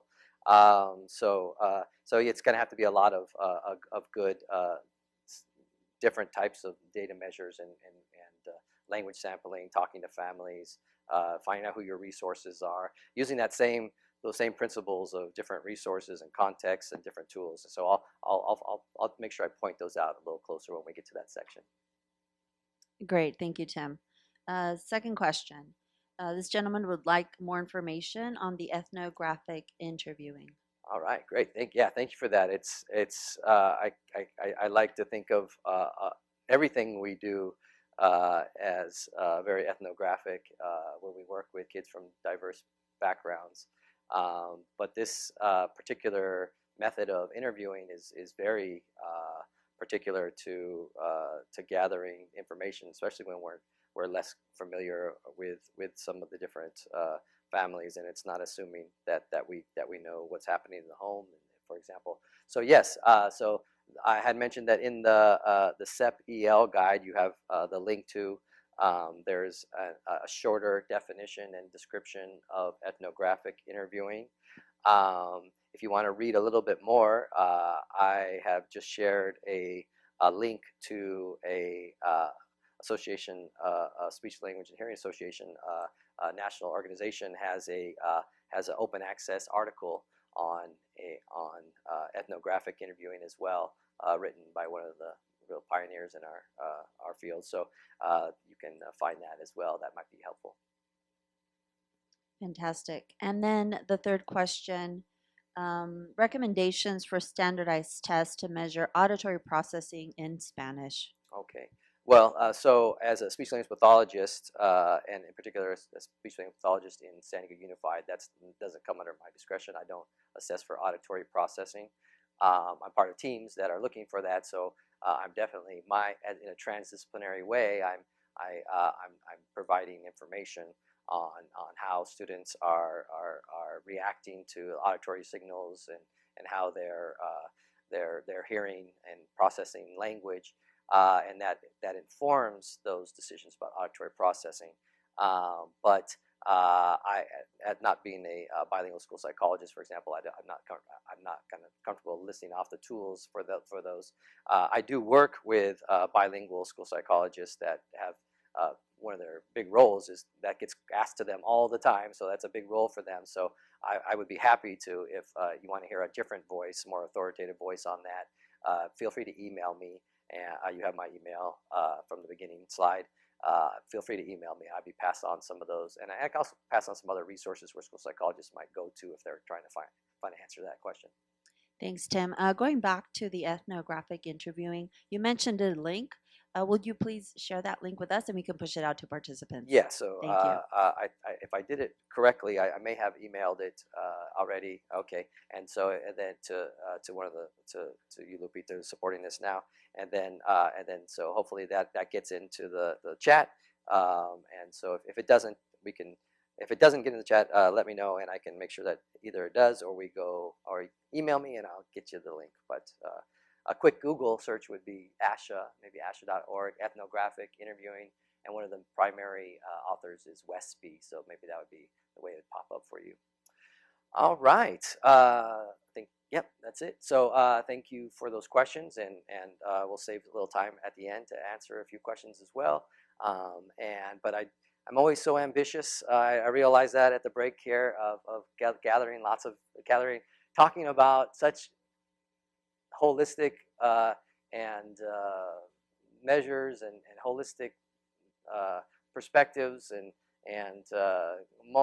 multiple measures and tools and contexts. I want to make sure that we are gathering meaningful, rich data about our students when we're making these important decisions. And it's not something that I can just give you this quick answer to, is it? It's a lot of thinking and a lot of different variables, and so as I get into it, I get all excited to talk about every single one of those variables. So let's see if we can truck along here a little bit and give you some of the actual procedures that will use all those different best practices that we've been talking about.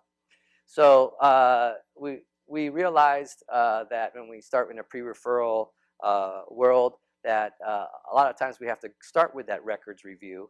And traditionally one of the most important records review for us has been a CUME file check.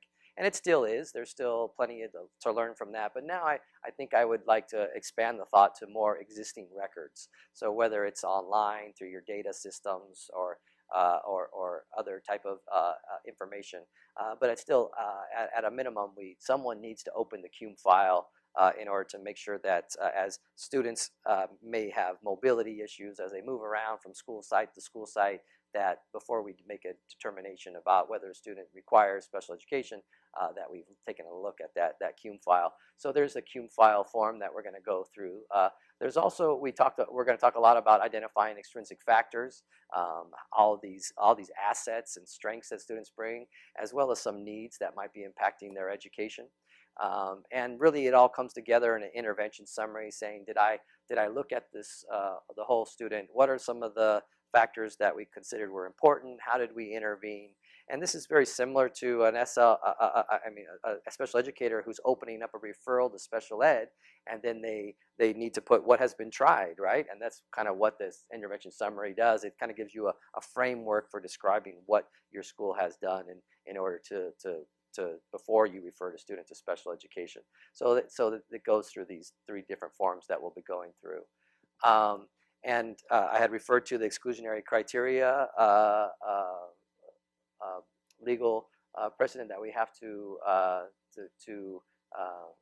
put in our reports when we determine a student is eligible. We have to make that statement that the student is not, that they're not there. It's not primarily these other needs, English language proficiency, lack of instruction, temporary physical, psych disabilities, these type of cultural, environmental, economic factors that are impacting students. These are not students with exceptional needs, and we need to make that statement. And we had talked about why at the pre-referral stage it's a lot easier to start working on that than it is when we're going through our assessment timeline. And because of the causes of these a lot of these students' needs, I think as we referred to a few times, whether they're real needs or we just perceive their needs based on our incomplete perspective or our biases, can be impacted by how these students are impacted by either extrinsic factors, these are all the E words. I wish I could remember them all. There's so many of the environmental, the extrinsic, the exogenous, I think was a new one I learned. factors that are not within the student versus an intrinsic learning need that a student may have. So, of course, a disability is intrinsic, whereas where it tends to be long-lasting, right? Often the students we're working with may have been born with a learning disability, unless it was acquired through trauma or some sort of lack of nutrition or something like that. But the majority of our students are born with their disabilities, and they're going to have their disabilities. They might look differently over time, but they are long-lasting. Versus some of the extrinsic factors, they might be more students are able to perform and be, with the right opportunities and supports, they become more short-term. Often it's important to remember that a disability is not about one sole task, right? So that, again, that's that one measure, that one type of task is not what causes a disability. It's something that's more impacting the whole child's life in order to perform or their common activities in a meaningful way. And then, of course, you're familiar with these. So if we are starting to talk about whether we suspect a disability, really we could be asking, are we suspecting that it's due to an intrinsic disability, or are we suspecting that it's due to extrinsic factors that may be impacting the students and making them look and perform differently than we may be expecting in the classroom? And these are often, again, temporary, and they're influenced by not just the students' factors, but our own educational educators, our system, the system's experience, and our environment. What we're expecting them to do. It's not just about how they're performing; it's how we perform for them, how we support them. So in order to go through these forms, if you consider another resource for you in addition to these forms, I guess I could say, is within the guidebook on page 111, there is a pre-referral checklist. And this has some of the similar principles that we were referring to earlier, but this is another way to help you consider, have you gone kind of through some of your best practices before you refer a student to special education. So it starts with the MTSS, the core instruction, evidence-based interventions, rate of learning, and I guess those interventions are going to be all different based on what type of concern you have for a student. So we're going to talk about lots of different, very more of a holistic type of intervention for students, but there are many evidence-based instructions that you want to look into as well that are to specific learning and reading needs, for example. Data on the rate of learning, parent collaboration, error patterns across their language. So if you're starting to suspect, you may suspect that the student has a disability if there's some patterns across languages, patterns across their settings and contexts. And are there these other extrinsic factors or other hypotheses that might be more likely why the student is not performing as you would expect in the classroom? So it starts and it all gets initiated when the students are experiencing the academic and behavioral needs, and it's determined by. So again, I think of this as maybe it starts with a teacher talking to a grade level peer, or a teacher reaching out to others in the school, or a teacher thinking there's a need to call a problem-solving meeting or student study meeting, a student study team. But they should be coming with performance data that's across these settings, not just saying, I think the student's doing bad because of last year's standardized assessment. Especially we know with all how many of our students really did struggle over the last couple of years with their learning, that we need to take more performance, actual behaviors from the classroom and performance data into that meeting to show how students are doing. That there should be data that takes us across their strengths and weaknesses, so that strengths and weaknesses isn't something that we focus on when we're trying to identify a disability and how to support a kid with disability, but we're actually looking for those strengths early on in how to intervene and support them early. And supporting those weaknesses as well, are those needs that the student may have. And really, the only reason we're going to suspect a disability is if we are going to have come to the conclusion that based on that particular student and students that are as similar to that student's background as possible, that they're standing out. Again, special education is special. It's exceptional. We don't want to be a point where we have over-identification of any particular group, knowing that these groups are by definition standing out from their peers, and we're trying to get as similar as possible. I know California is has a diverse population across every school. Some schools are filled with of multi-language learners. Other schools have one or two, and then are we saying that they're compared to their similar peers when they're near kids that are grown up in a monolingual language environment? So we need to make sure that we're comparing them to what we would suspect a kid from the similar language background, similar cultural background, similar opportunities would have. So that's what we do when we determine a disability too. In the end, even though we're trying to use standardized ways sometimes to do that, really in the end we're interpreting all that data to say, wow, based on who this kid's background is, we feel that they are standing out compared to their peers. So you would implement this process by collecting those multiple sources of data that we went through, thinking through the context of extrinsic factors. It starts by analyzing that data, looking for some patterns of whether that's how the student is communicating across different settings, how they're reading across different perspectives from different interventionalists, for example. You're interpreting that data to look for some patterns of some things they're doing well, some things that they're struggling with, and finally, and then you're putting in that intervention and you're designing it, and that can just go in a little loop as well, right? As you continue to adapt that support. But the important message from today is that when you meet that one English learner student, that one multi-language learner, you know that you've met one student. So it's individualized for that one particular student. This is just maybe not as particular to English learners or bilingual students that then as it is for all students. But I think if we're going to be talking about early intervention, we need to know how to do it in an individualized way for students. And really, this is how you can make your changes. Really, I mean, you might even have these in your plan for your students. You know, what is the type of intervention? What is going to be our intensity? Intensity could be that frequency is, you know, how often we do it, or you know, how long do sessions last and things like that. And then duration's that's the hard one, because every kid is very different. Every kid, the type of intervention they might need is different. Is it a particular reading intervention? Is the intervention that they need glasses?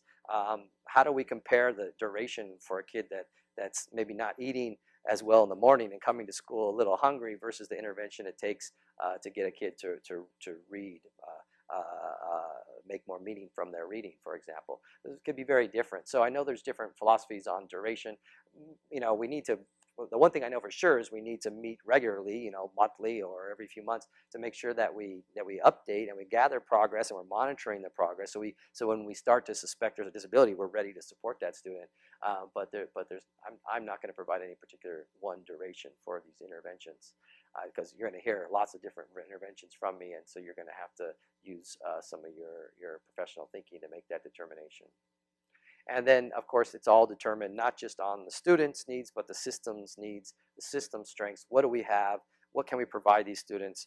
How can we work with families and in order to meet the needs of that particular student?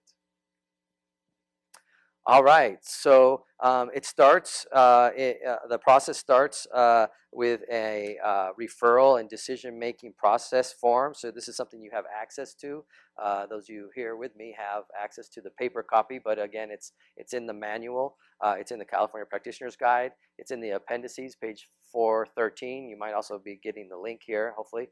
And also, it's also called Appendix 3.5 if it's easier to find it that way. This is a thinking document. It's a reference document. It's something that we would like to think that teams have either gotten used to enough having used it in San Diego, or that you might, if you're new to this, having it near you when you're starting to have problem-solving team meetings and trying to figure out who these students are. It's a reference document that takes you through the problem-solving process.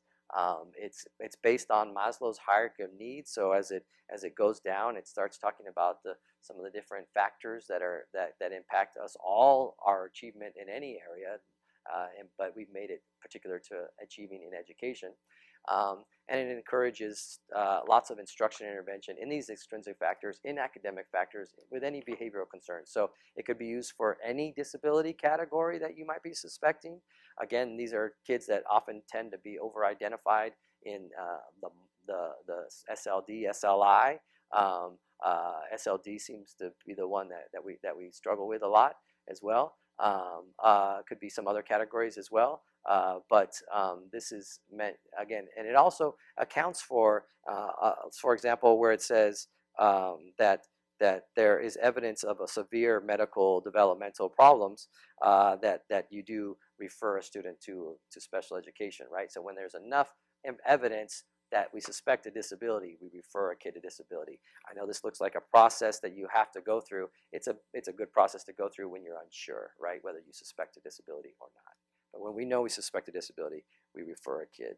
So here's another way to visualize this process, is to think of Maslow's hierarchy of needs, but this is the version we have for in education, where it starts at the base of physical, psychological needs, making sure students are breathing, and that there's not an area issue they have with asthma or any other breathing issues, that they're able to see and hear. These are basic parts of special education law that we have to confirm that we've checked the vision and hearing. But these are also kids that maybe disproportionately are impacted by access to health care, that might not have had their vision or hearing checked. So these are some foundational things. When one school site took this on in San Diego, they all the kids that were being referred to SST, they said, well, let's just start with vision before we have this meeting. And then 7 out of those kids of that one classroom they were going to refer to, were all needed glasses. And so it's something that we can't ignore, obviously. And then thinking about students' personal cultural needs comes next. The cultural, this is where a lot of the assets come in, a lot of the strengths come in for these students, because you're looking at them in multiple environments where they can do things well, as not just in a classroom where sometimes it's more difficult for them, but it's also some of those personal and economic needs that impact students. If it's they're moving around, are the teachers having too high of expectations for homework, for things that are their responsibilities in the home, making them very, very strong at home and being seen by the family as huge assets to this family, but then they come to the school, then we're thinking that they're not learning. So there's that mismatch. Moving up to the language factors that we'll be talking about, and this is where we're going to slow down a little bit when we get to this, because we're talking about English learners here, and we'll talk about a lot of the proficiency in the home language and the school language, and how to gather and support those languages. And really all of this learning that happens in the classroom has to be on a sea of all this. This is how we're floating, we're in order to learn and to be able to succeed academically. Obviously we need to have those opportunities, those appropriate instruction. And then our goal is, as when Maslow calls it, that achievement, right at the top of his hierarchy. So for us, that achievement is that graduation or that participation in our society, in the way that they want to, that individual child chooses to. We're working at all these levels. Of course, this is important, but we don't get stuck down here. We're still instructing kids as we're making sure that they're eating and sleeping and they're not coming to school with toothaches. But we're working across these different levels at the same time. All right, well, I know that's broad. It's huge. That's about as big as it gets, right? Looking at all these different factors that impact how we are successful in life and in our achievement. So how do we start? How do we start? Well, I would like to think that someone's going to look at the records review. They're going to look at what's I don't. I'm not in charge of at your school site of telling who does what in some of these processes. So you're going to have to, as teams, think what processes do we have? Do we want to add some of these procedures to our processes? Do we want to replace some things that we're using that are more inefficient? Well, who is going to be gathering some of this data? Again, even if I wanted to, I'm not an administrator to tell you all who should be doing things. I know a lot of times that it's a teacher that wants to start digging in and find out who this kid is. They might want to find out who all their kids are at the beginning of the year, right? And looking at records reviews and existing records. So you have access to this cumulative file check. It's Appendix 3.2. Again, if you get the one off of the Imperial County website, you can actually type into it and type the information into it and have it as documentation that you've done this. Or you can use it as a way just to think about who am I going to, what areas should I be looking for? I should be looking for existing LPAC scores. I should be looking if an IEP exists. Sometimes we're going to have a meeting for a kid that we think we might suspect a disability, and he just came from another school district and he has a disability. And some of that paperwork gets a little lost, but we might actually have copies of it or some records of that. Of other prior teams doing problem solving, SST notes.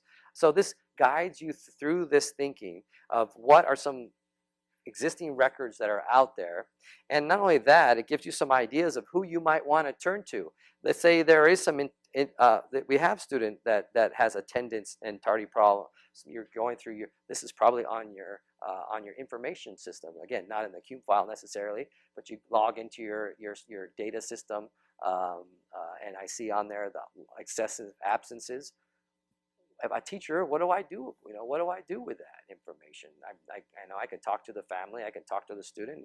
That is all equally as important. But are there others, like an attendance clerk, a school counselor, others, parent, others that I can, other guardians, other folks that I can talk to that'll help me understand why a student's not attending school? So that's what this cumulative file check is meant to do. And like all of our forms that you'll be looking at today, they make sure that you're not just going, what's wrong with this kid? Why isn't he behaving? It's why, who is this child holistically? What are they bringing to you? So they all end with student strengths and description of your concerns. So if you go through this, you should, especially when you start to talk about some of these other forms like extrinsic factors forms, you'll be finding strengths as well throughout that. And it's important to not just recognize the strengths, but that's the first step, but you actually build off of some of these strengths, and we'll talk about some examples of that as well. So that's our CUME file check. All right. Now we're going to get into a big one, one that even to this day, I mean, probably like 14 years or so since we wrote this. I appreciate how powerful it is and how much it's supported a lot of students and a lot of school sites. But I'm also very nervous about it because I think if it's not used well, if it's seen as a deficit perspective of some of these kids, like what's going on in their environment, so they're not doing well in my school. If they were only native English speakers, if they only came from the same culture that the standards were written for, really, then they would be doing great, right? And that's the last impression I wanted to get. And the other problem that it can be is if it's used wrong, it starts to sound like you're asking parents or even teachers things in the wrong way, and it starts to blame, right? And or it's just not, it's not meant for that. The problem is it kind of looks like a questionnaire a little bit, and it's not a questionnaire. It's a guide. It's a guide to think of your thinking. So it's something that teams now do check off, because to check off that it's about the team. Have we considered these factors? Have we explored them? Or have we ruled them out so we can say when we put that statement about exclusionary criteria that it's truly that due to a disability and not some of these other factors. So it's it guides our thinking. It's done again through those amazing ethnographic. I'm glad that that was asked about those amazing ethnographic interviewings. But there's a lot of other data sources that we can gather this information. It's not a single person. This is the one that, whereas the other one I said the CUME file, it'd be nice if it was a teacher initiating it and maybe getting some help from other supports. This maybe could be initiated by a teacher, but it's obviously going to require lots of others because again, one person is not going to have the life experience or the time to get to know the student as deep of a level as all the things that are on here. And then even though it does have some checks off in here, I mean, some of these things may not apply at all to your students given where you are located in California, where this student came from. Did they grow up in the United States? Did they come from another country? You know, there's questions about warfare. I'm not saying, no one here is saying make sure you ask parents about warfare if you have a child that you know was not from any sort of experience like that. So many of these things are again, just to rule out, to consider. It's not an exhaustive list. There could be many of other things, but just in our experience as educators, there are things that we see that have come up that might be impacting students.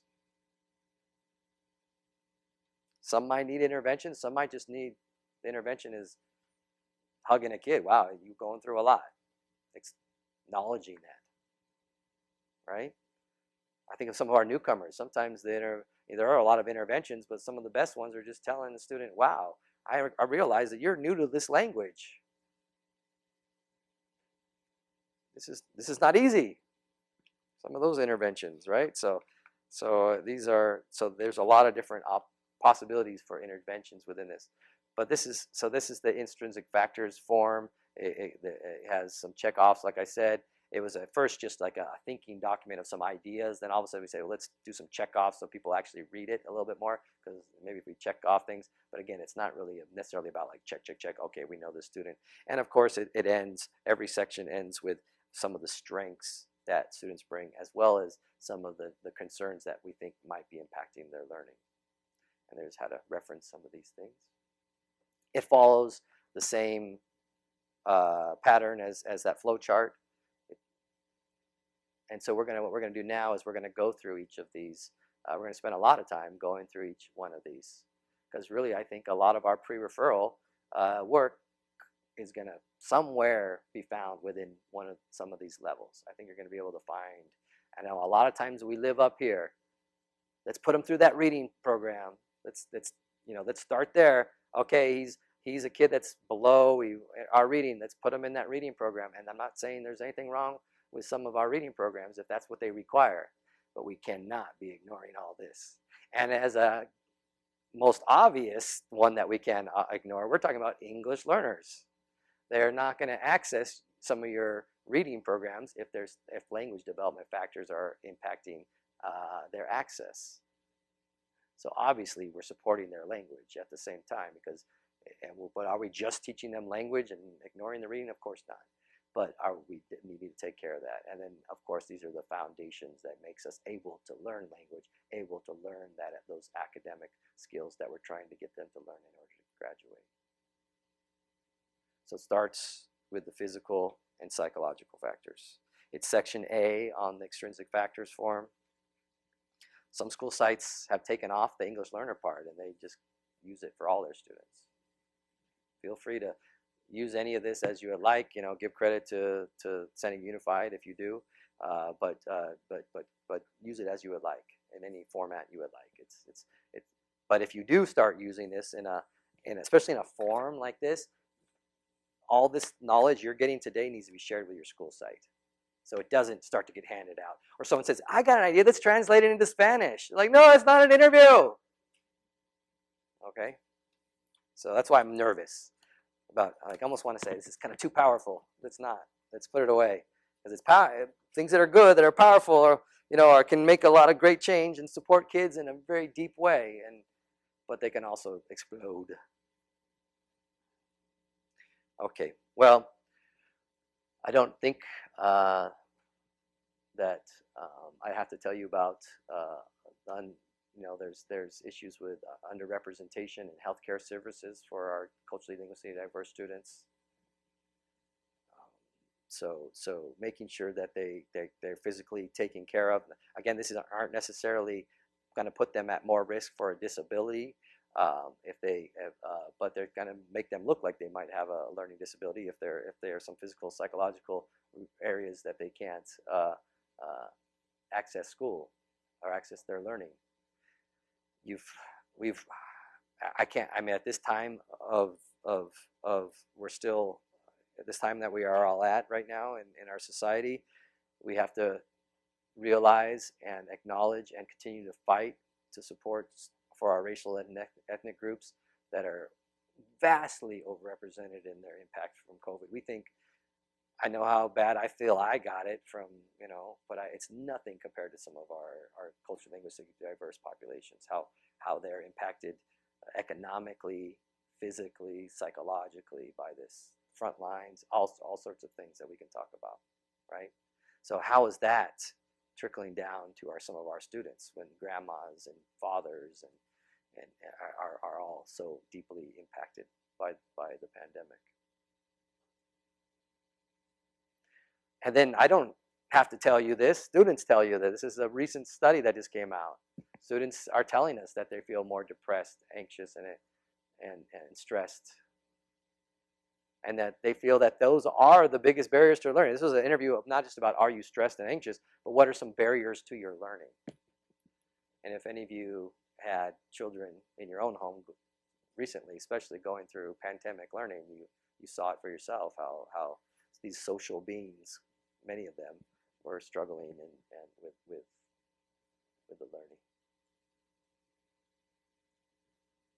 So impacts, some there's the physical, psychological impacts that are strengths as well. How strong some of our students are, how resilient many of our students are, how motivated many of our students are, and how is that impacting your learners in a positive way.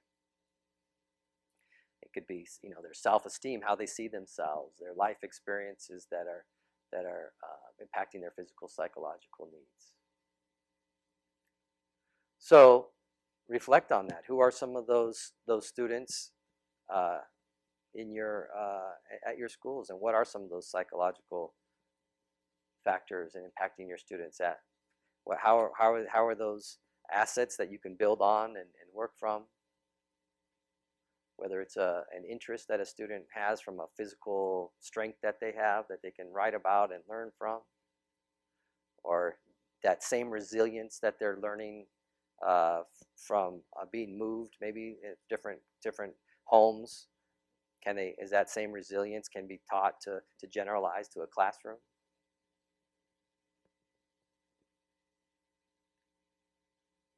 How do we find out about their physical, psychological factors? Well, there's those interviews, those ethnographic interviews, using an interpreter often, using cultural liaisons if necessary, picking the person that has the good rapport with the family, looking at their CUME file, seeing if there's any possible records from other places. So these related agencies, so when we're talking about physical, psychological things, a lot of times there's physician reports, there's therapy letters or reports that we can see that'll help us understand who these kids are.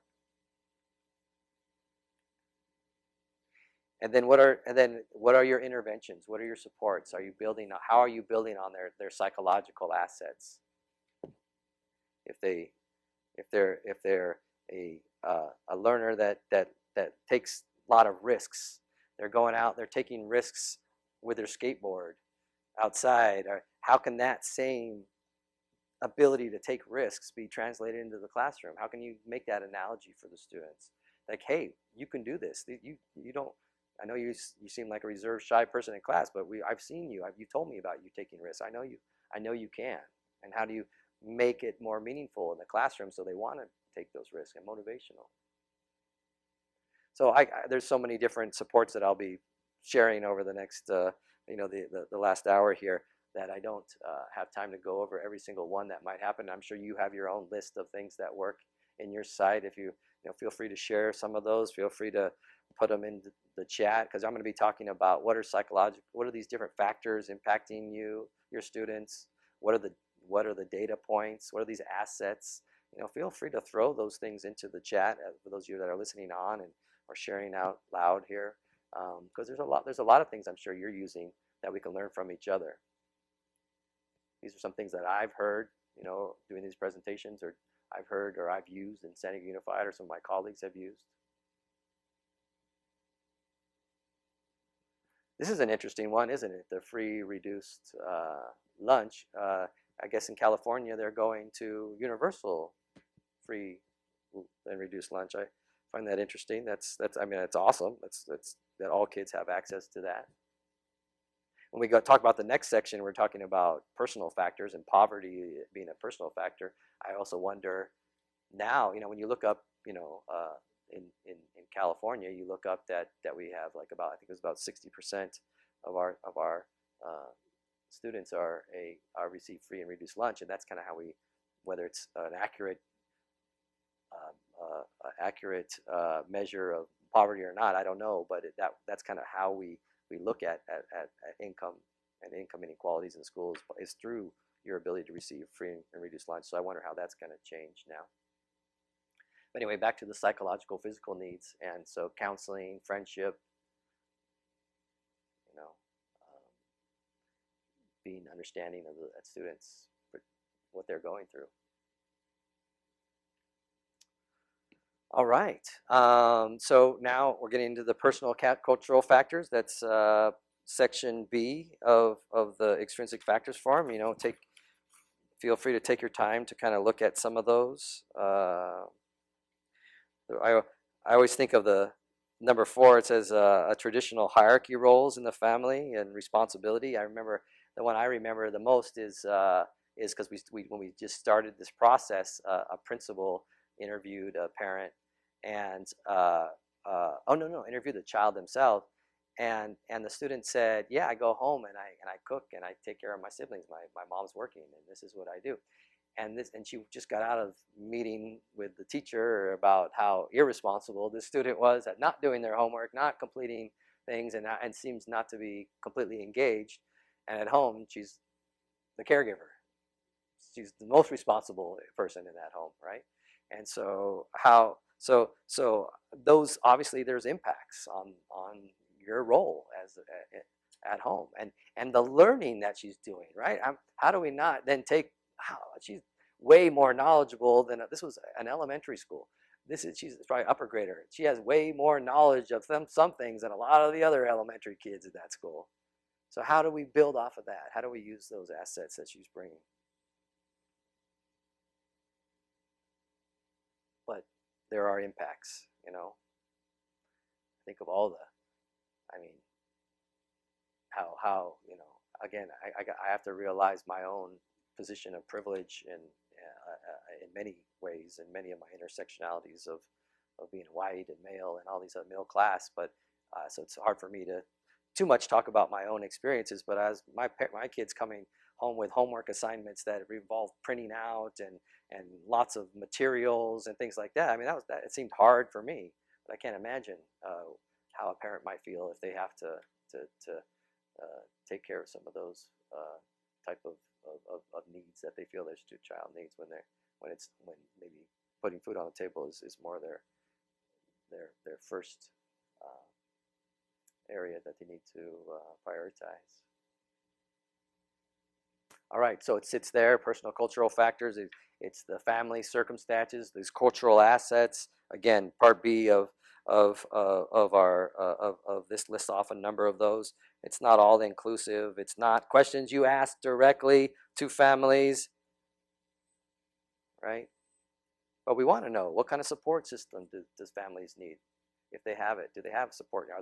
Are they new arrivals and they don't have a support system? Is there cultural groups or support systems that can support the families, which in turn support their students and their children and get them ready to learn and be a part of our educational system? So what about your own particular students that you're seeing? Because again, students in San Diego are our students in San Diego. Students in one school in San Diego is very different than another school in San Diego. So I know, since I'm talking to you all here in Imperial County and those of you who are across California, that there's not one factor. So what are those? And I know there's some many individual assets that I can't even start to talk about that are happening for your students.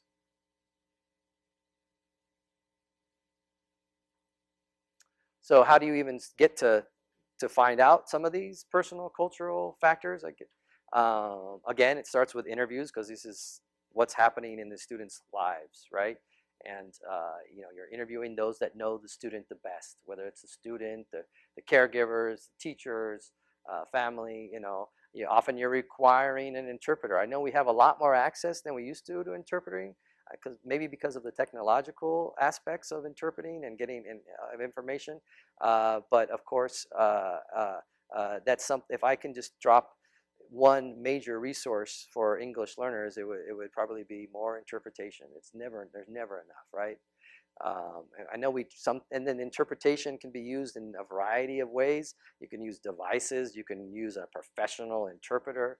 I know the goal is always that professional interpreter, but does that always happen? So sometimes for these parents, think about the power of this particular. If it's an interview that's going to guide your thinking about suspecting a disability, or even identifying a disability, you should have some high quality interpretation happening at that point, right?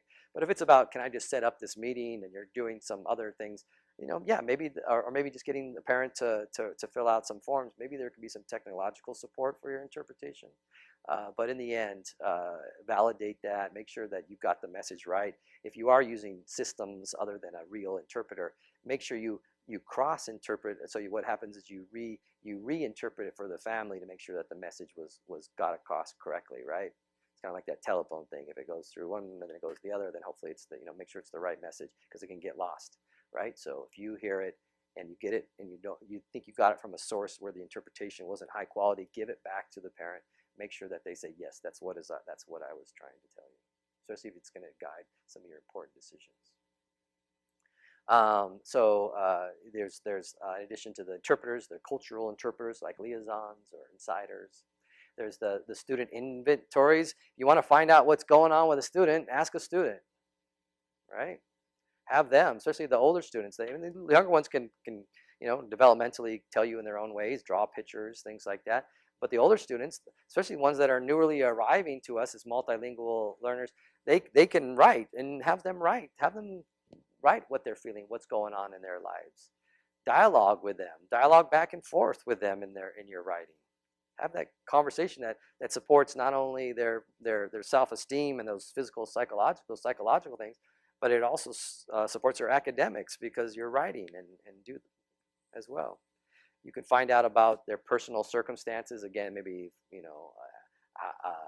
what's impacting their learning through your information systems, whether that's parent education levels or socioeconomic levels. Sometimes they're there knowing the demographics of your community, obviously, or of that particular student. And again, going through the CUME file is one of your resources. So I'm sure there's other data sources that you use, but these are some that I found we found helpful. And then there's these supports, and again, can't really be comprehensive on this, but here are some. So making sure that everything is culturally relevant to address the students' needs. So another way to consider it is everything we do is culturally affirming. Kind of like when we write, I'm skipping to IEPs here, and writing goals, we say linguistically appropriate goals. Are everything we doing culturally appropriate, right? Are we writing culturally appropriate goals? Are we culturally appropriate services? Culturally affirming that goals and working off their assets that they're bringing. And sometimes we need staff development to do that. And sometimes if we're talking about culture and our view, it impacts our personal biases that we may have. That whether we know it or not, whether they're some of our more of our implicit biases or not. So often we need to do some self or staff development to understand.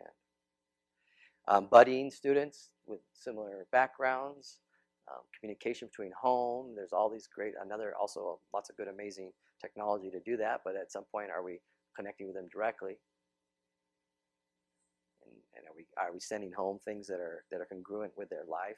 So if that homework for that one particular girl that was doing all of her responsibilities at home, is there another way that we can adjust or accommodate her homework that's more congruent with their culture, with their family's needs? And could it be two ways, where maybe someone else supports a little more of the home so she can start to support more of her academic work?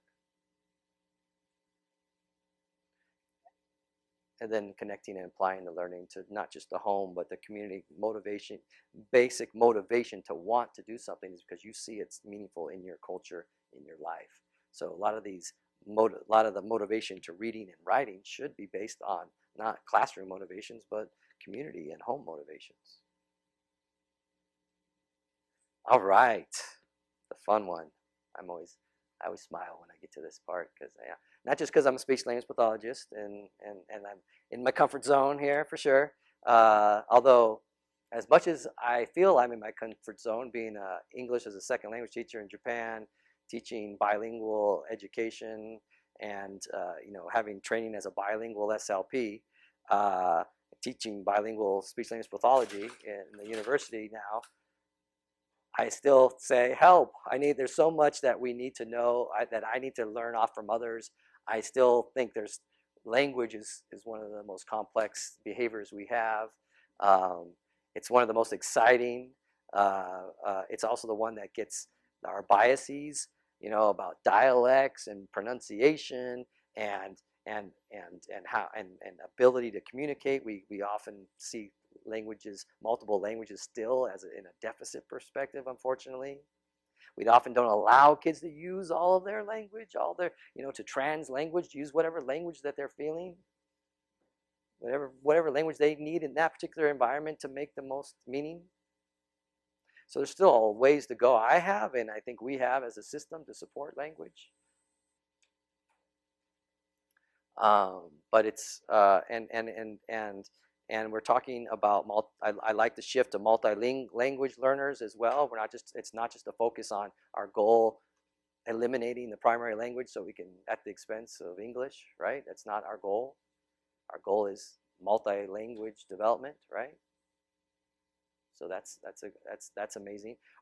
But just as the question someone asked me about Spanish language development tools, why, if we are going to call ourselves multilingual support, then we should have ways to monitor and support all their languages, right? Other than just saying, no, we think it's good that it's not just about English. We think it's good that you speak your own language, but we're not going to monitor it or support it or assess it or going to ignore it. Well, it's good. It's a good thing. So at least we're at the point where we know we're acknowledging that multi-learners and learning multiple languages is important. That's who these kids are. But are we going to put our time and our effort to where our mouth is, right? Where our label of our departments are, right? Are we going to actually support the primary language and all of their languages? Because one's not at the expense of the other. This is about a quantity. It does say quantity of language is important, but it's not that there's not enough time to learn multiple languages. Kids can learn multiple languages. One isn't taking away from the other. They add to each other. In fact, your primary language is the one that's adding to your English more than anything else. Because of the society that we live in of English dominance, the more you support that primary language, the more that English is really going to take off. But it's not going to happen the other way around, where you're necessarily going to, I got to give up more quantity to English, and then all of a sudden the primary language is going to get supported. That's not going to happen, unfortunately, because of some of the status and the power issues with the primary languages. So we have to be intentional with the primary language. And so quantity does matter to us. You have to have a certain threshold of hearing a language to be able to communicate in it. But that's okay if some students have some receptive knowledge of a language because they don't have enough quantity or motivation to speak that language. They're still bilingual. They're still part of their lives. The Common Core has a lot of expectations for high level expectations for language use. So do we see that as when we get kids, want kids to infer and persuade and do all these high-level language things? Those are very important things, but they need that opportunity. They need that practice to be doing that with very important environmental and exposures. So considering all the language variations of the home, whether they're more dialectical, whether they, they're not even necessarily speaking their primary language, but they're speaking in languages or dialects of English that are impacted or influenced by other languages, is important to think about what exposures they've had, but also be very cautious that there's this I don't know, the first word that came to my mind was pobrecito, like these poor kid syndrome. Like if they were only hearing the language in my home. Kids become very good language users in their homes. I know we want to count vocabulary words and say, oh, there's these gaps in language and proficiency, but you know what? Some of the best communicators in the world come from language, very a variety of language backgrounds. These English learners, although they might not be succeeding with our expectations academically, their primary language and all of their language, whatever language they're using, they're combining together. They're some of the best communicators we have. So when we look at it more of a counting of words or counting how long some of these discrete measures of language, we forget that language is to serve a purpose and to be meaningful. So I think that's what we need to focus on more than anything else. So when we're kind of trying to teach language by doing not very authentic, meaningful things like worksheets, and hearing teachers like me lecture, I don't expect that you're going to be able to say a lot of the things I'm saying just because I'm saying it to you today. You're going to hear one model, but the only way you're going to get good at this is by practicing and using it, put it into your practice today. Yeah, you're going to have to, in order to make this type of presentation meaningful to you, a lecture type presentation, you're going to have to take it on and practice and use it, right? So if these kids, if they're only practicing 24% of the time, and that's not going to get the job done. So you know where this stands in the whole scheme of learning, where language stands. We talked about that at the beginning, but we're going to start thinking about looking at section C, language development factors. These are often getting to know the whole child and languages of the home, but it's also the learning environments in the classroom. Do they have opportunities to speak and with different partners and different type of talk structures? Is there time for them to process the language? Right? Is it just such a high, fast-paced language environment for your students that they got to keep going and going and going? There's no time to slow down and process the language? So take a look at some of those factors in section C of the form there. And then when you're gathering information in this and you're starting to suspect that these are impacting the students' learning, one of the best ways to kind of intervene is to say, let's do more of this. And not really say, no, I don't think that we're ever, maybe we have a little bit of data from the primary language, or maybe there's a few talk structures in the class. There's, maybe but it's mostly teacher directed. We say, oh, but this kid needs this kid really needs a lot of good support in language, and in order to generalize and learn language, you need to practice it in different type of structures. You need to do it while you're standing up, sitting down, doing an experiment, listening to a parent, talking to your peer. You need to mix it up. That's how you become a proficient language user. And so we need to do more of these things. And those are sometimes your interventions. All right, what about your students, though? Do these sound familiar? Are these some of the reasons why your English learners or your multilingual learners are accessing the curriculum or not? What are some of their language assets that they're bringing, and how can you show that these are assets and show that they're using all their languages to meet their needs? And that goes to the great question that someone asked about, well, what kind of resources do we have to look at all of their languages? Let's see if, well, first of all, let's look at more of these. I thought this was the data one, not quite yet, not quite there at the data yet. So let's talk about more of the factors that impact their language learning. This is similar to the things that are in the checkoff here, but these are just that they've had different exposures, right? Considering the exposures they've had to language. Some of the researchers in SLP, okay, on a Saturday, from this hour to what hour, what language are you exposed to? You know, those get a little detailed, I get, but that's kind of the theory you want. I mean, you want to think about what exposure that have these students been exposed to. Who are the different people they're talking to?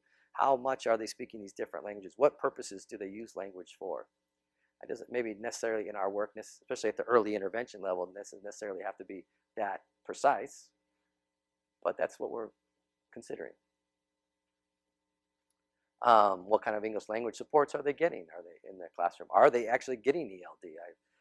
I do consultations across California, and I have a lot of people admitting to me that a lot of their students don't receive ELD still, and I know that must be painful to hear from a lot of the support and administrators that are listening in here. But I think it's something that again, for them to achieve their academically, it's something that they need support in. Are they hearing scaled models? So this gets to some of our kids who might be more, not even in a special ed area, but if we have a classroom that's more beginning level English speakers, who are the models that they're hearing the higher level English from? So there's time to do some, leveled support of language for students, but a big majority of their day, they need to be being with heterogeneous language groups so they can hear skilled models and not just the teacher's skilled model. Because we all know that they learn language from their peers, right? Not from us. Their opportunities, how many, is it throughout the day? Do they get, is it just a few opportunities to interact? There's those different talk structures that I mentioned a few times now.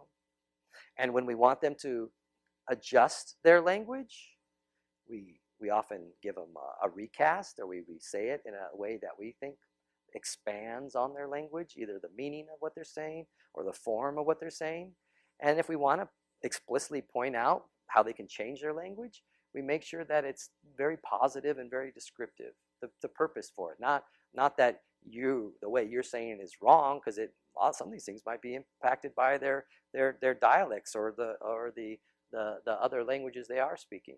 So there's nothing wrong with how they're presenting their English. It's just you want to be positive, and well, there's another way to say this. Giving them time, we talked about that, and finally, everything has to be comprehensible. Not everything has to be we want to push them to a level of that they understand. But as you teach language, it needs to be going through their zones of development, so they know what to do. But I'm also a big believer of complexity of language as well. So not giving them a simplified text that happens to be right at their level. Kids can have access high-level text if we scaffold it. We actually teach it in their zone. We scaffold it in their zone, but it doesn't mean you can't use high-level text for our students. All right, now we're getting to the data that I was referring to. So when I do say proficiency in all languages and dialects, we were asked, well, what about the primary language? What about Spanish, for example, which is, again, 83% of our English learners in California. So, well, here's what I would consider. I would consider, am I looking at all domains? Do the kids text in Spanish? We can pretend to be doing some texting together. There's a language measure for you of their primary language. Because a lot of times they're telling their mom and dads where they're going in their primary language, so they have that social literacy. I would think about, well, what context do they use Spanish, or what context do they use English? Right? Is it in the playground? So I have data that they're actually speaking in the playground in their primary language. There's an assessment that they're actually using it on the playground. Okay, well, that shows they have a certain level of proficiency, right? Looking at the different sources. So these are the same kind of things we talked about at the beginning, but these are some specifics to language, right? So I'm thinking specifically the family giving you information on their primary language. Maybe the family can take language samples for you. Maybe the family can just check off some language. If the child has very limited language, you can check off some language that they use. Teachers, are there bilingual aides or teachers that speak with them? Students, so getting information from multiple sources. That the LPAC is one tool, and it's the one that a lot of us refer to first, but it's definitely not the last one. It doesn't give me as many specific information about who that kid is, especially if I have a kid that's in an intermediate, or I'm sorry, we're not using that anymore, but moderately developed language, and he's been that moderately for multiple years, I need to know more than that. I need to know exactly what it sounds like. So I might ask for some language samples, interviewing them about their language, interviewing family about their language, observing them use language. All these different measures we just talked about, but looking specifically at language. More data, primary language assessments. Yeah, so if you're lucky to be part of academic, these students, we're all lucky enough to be part of a primary language or bilingual instruction, then you'd have more primary language assessments as well, because they'd be doing a lot of their activities. Their writing, right, would be in Spanish. They would have a lot of information. So there's a lot of primary language assessments for our biliteracy students, that's for sure. Big shout out to the San Diego County. They developed a lot of those things. ELD standards, of course, provide us information. So if we're trying to figure out how this kid is developing, we're teaching the standards, we're teaching ELD standards. What are the progress on those standards? Almost as simple as starting with that. The home language survey, it's a data point. It can throw us off sometimes, especially if it's given to a kid when they start UTK and now they're a 4th grader. Might look a little differently than they did when they were starting, but it's a starting point. Social language measures, again, so the one thing we can expect about kids' language use is not that they're going to naturally develop into be high-level academic language users. That takes opportunity, it takes exposure, it takes reading, it takes opportunities. They can socially discuss and persuade and infer socially, right? So how are they doing it in a social context? Because they're born to do that. We're born to make connections with others and negotiate what I'm having for dinner, negotiate if I won that game or not, and persuade you to let me get the ball first, but maybe not as much persuade you about a scientific project, right?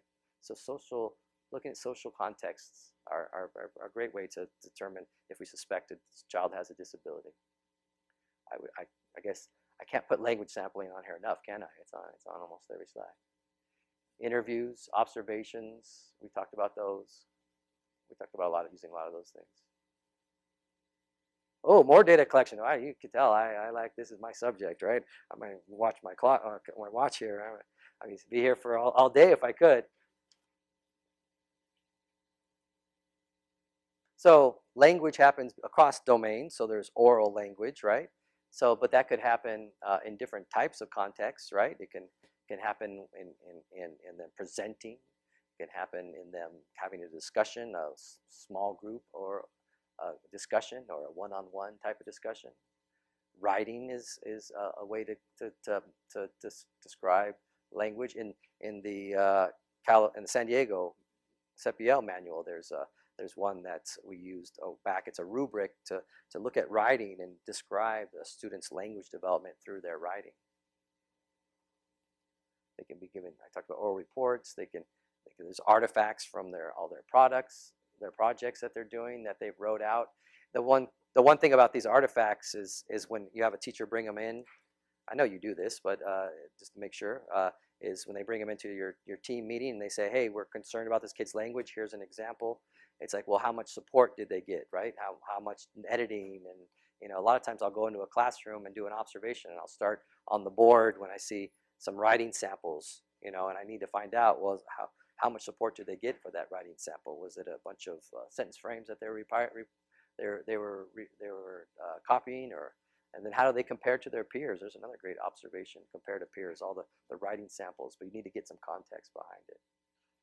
Telling stories is another thing that comes naturally to our students, and it can really lead to a good literacy development too, because they start to learn what makes up a good story, and then when they read a story, they know what to look for of all the elements, and they understand storytelling.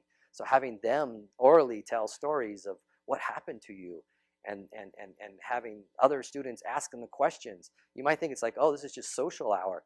No, these students are developing amazing language when they present to you a meaningful story that gets to the heart of what happened to them, and they really talk about really why this was a big event in their life, and the students are asking them really detailed questions about why that was such a, and what did you do, and what was the outcome, and how did that work out. I mean, that's just, if kids can do that orally on their own social events or experiences, then that's just going to be an easy transition into writing down those stories, and then reading other people's stories, because they learn how that develops. I talked about rubrics in all areas, but language is amazing. We have rubrics for conversations, for any of the language goals in Common Core or language standards. You can write a rubric. You know, I've seen them develop for collaborative conversations, for telling stories, for responding to responding to stories. There's a whole bunch of them. There's checklists on what you're able to do academically, and you can as well. I think one of those is in the San Diego Guide. That's another. You can also gather some of that data about the primary language, so it could be a primary language assessment as well. You have informal running records of language, so you know how kids communicate when they're speaking, when they're talking about stories, and they're telling their own stories. Narratives is a big one. You might hear your SLPs do a lot, right? For our younger elementary students, we do a lot of that. We tell them a story and have them retell. All right. So hopefully that was enough data collection to get you started at least. Feel free to email me if you want any specific examples on any of those, or talk to your SLPs, talk to your English language support person. Maybe a lot of those are general education. They all really are. I mean, there's really, that's what I think it's really interesting, is there's a lot of this data. How much of it is special ed data versus English learner data? I mean, general ed data, it's all data on kids' language, right? Some of it we use to make decisions on whether a kid might suspect to have a disability or has a disability, but a lot of this language sampling and rubrics, it's not owned by any particular level of support. Okay, so we have the support. The support is collecting data on their rate of learning, that they're on their English language development instruction, making sure it's actually happening. Primary language support. We can spend a lot of time on this, of providing of journals across the home, communicating with family, having students explain what they're doing in their primary language to their parents, labeling. Just because you're not in a bilingual classroom with bilingual instruction doesn't mean that the instruction can't be bilingual. Just because your goal isn't biliteracy, I should say, it doesn't mean that the instruction can't be bilingual. We can use lots of bilingual supports. We can label things in Spanish. Kids could be doing work in their primary language, be talking in their primary language to supports them as they learn English as well. And so there's a lot of primary language supports that we can do to support the child. And again, that primary language support only supports the English even more as that grows, right? It supports the whole child, and you get the generalization to English as well. And unfortunately, as I mentioned, it doesn't happen the opposite way as much. And not just because the primary language and English are because of any neurological reason. It's because of the society that we live in, right? So you start to support English, support the primary language, maybe some of the concepts, but you're not going to. But because it's not used as much, the primary language, the English starts to take over a little bit more in that realm. Explicit models within their zones of proximal development, as I talked about. That comprehensive input is the same for us, giving them modeling. Demonstrating how to use language, giving them lots of examples, like this is what it might sound like. Positive feedback we talked about as well for some of these more discrete type of needs. Opportunities, so these are some of the things we talked about as variables, but they're also supports. How often? And then some of these environmental factors in learning language. The affective filter. Or do you feel? How's your self-esteem like? Are you ready to take risks? Learning language is. You need to take some risks. You need to make. It's one of those things. Like anything you learn, you got to make mistakes. But I think with language, it's like the one you got to put yourself out there more than anything else, because you're processing it so quickly. How are you going to do it perfectly? You're gonna make mistakes. You're gonna say, so if you don't not just like want to get your point across and don't care about the mistake, that's why these little ones, like they don't have that effective filter as much. It's not like they're people always have this myth that little ones are these amazing, and they do learn a lot of information as a young age. But adults can learn language, but we come with all these other, things we've already pre-learned and maybe these effective filters and the sounds are harder for us. Those are things that neurologically change with age. But learning language, we can all do it. It's just these kids sometimes come ready, but not always. Sometimes we remove that risk taking from them, don't we? And make it harder for them. Noise is important. That's why I'm always requesting a microphone be used for teachers and amplified systems, because when you're learning a second language, you need every bit of that signal to make meaning of it. Like when I'm learning here in my second and third languages, I can't miss words and miss half of words and fill in the gap as much because I don't really know what to expect. But those that so the more proficient you are, the more you can kind of understand some of the mumbly coins when you're good and proficient. But when you're not that proficient, you need it clear and well articulated and a nice volume. And of course, the supporting is accepting all these different language varieties and non-standard English. Yes, we're going to be they're going to be becoming more academic in their English and using more language that's you found in textbooks and things like that. That will happen with exposure. But at the same time, there's nothing about making them leave their who they are as communicators at the door when they walk in. It's like, okay, well that's the dialect you speak at home. Now quiet. No, they can use that if they want to use that, but then it's giving them positive and descriptive feedback why and examples of other models as well. Additive, bilingual, additive language, whether it's adding a dialect, adding a different variation, it's additive. All right, I hope that was helpful because I know we're talking about multi-language learners there, so hopefully that was useful. Okay, how are we doing? All right, so we're going to go through one more of these factors that impact students' learning, and then we're going to start talking about taking this data and making some important decisions with it. So, well, I guess, unfortunately, I think we start with the in education environment, but now we had taken the stance that the physical, psychological, personal, cultural, and language factors are what going to make kids ready to be in this learning environment.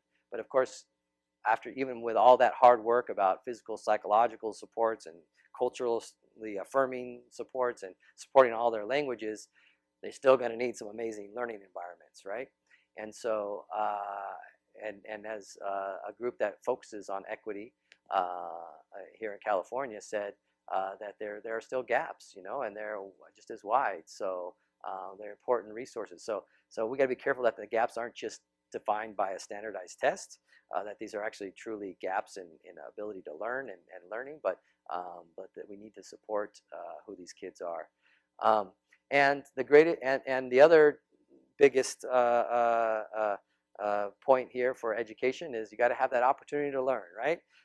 I can't assume that you're going to know something if you haven't had that opportunity to learn it. So the biggest predictor of student achieving academically is that they've had those good opportunities. So that makes sense, right?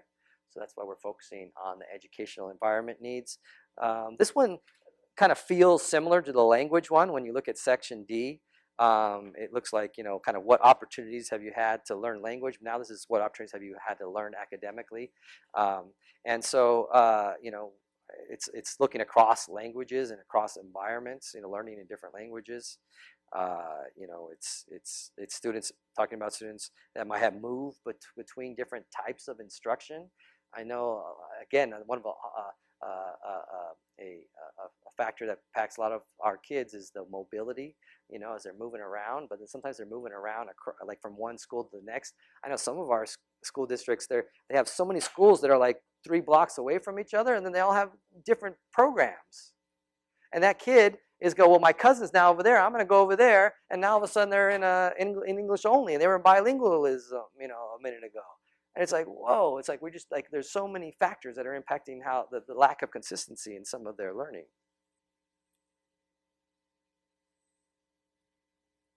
So this is another one that that teachers are going to play a big role in.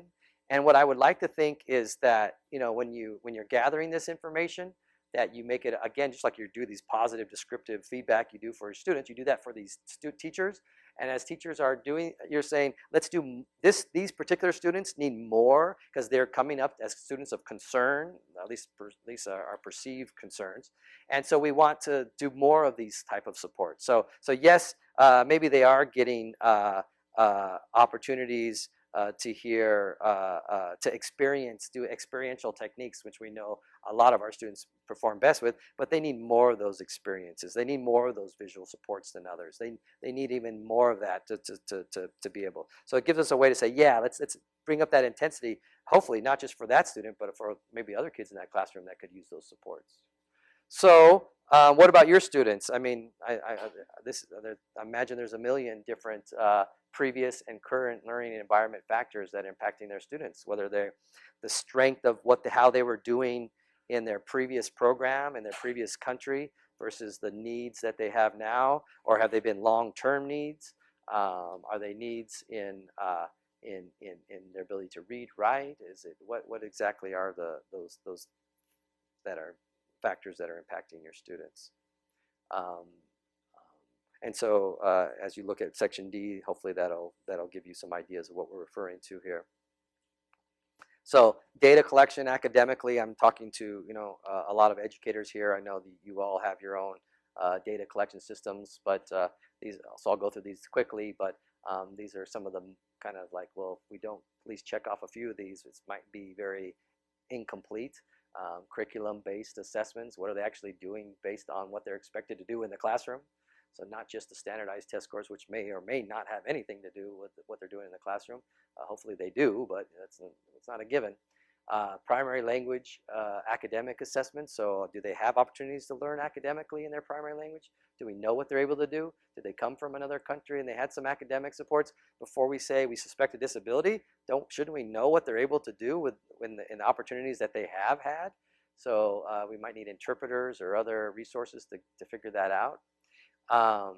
Running records, the most, again, like language sampling is some of the most basic. Running records of kids reading is one of the most basic type of records that we can say. What does it sound like when they read? What kind of errors are they making, and what are how meaningful is their comprehension of that reading? Teaching their teachers' notes of how much effort they're putting into it, how much effort the students putting into it, how that dynamic type of measure. Classroom-based measures, samples from the classroom, actually that they did in the classroom. Work samples, projects, rubrics. We talked about a lot of these things already. Of course, there's for academic, unlike physical, psychological needs, we have and personal cultural needs. Language, we got a little bit of a report card information, but at least for the learning environment, we should have a lot of information in report cards on how students are doing over time. Any learning contracts or things that they've been tried earlier. Contacting previous schools. Sometimes it's even internationally, but calling to find out, have there been any changes in students' levels of acquisition and learning based on the different settings they've been in. This climate of belonging in the classroom and participating, are they engaging in a meaningful way? And as parents, are parents part of this? Professional development and literacy, frequency of reading and writing in multiple contexts, academic language. So there's so many different supports that we have here. I guess the main thing, and my point is don't just go to one standard response when a kid's not doing well academically. There's got to be a lot of things that we can do that for that particular kid. So after all that hard work, you've gathered data, you've said, okay, we had some good information to learn about who the student is, and then you find out that there are some extrinsic factors maybe impacting the student positively or in a way that's impacting how they're doing in the classroom. So we acknowledged those were the factors that we looked at. We provided them some support. We compared them to peers. And then on the intervention summary, we start to document that.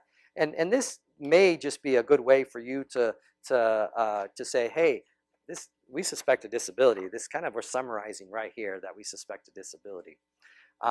Maybe when you put in the referral form in special education, you fill out your referral form and it says what has been tried, what interventions have been put in place.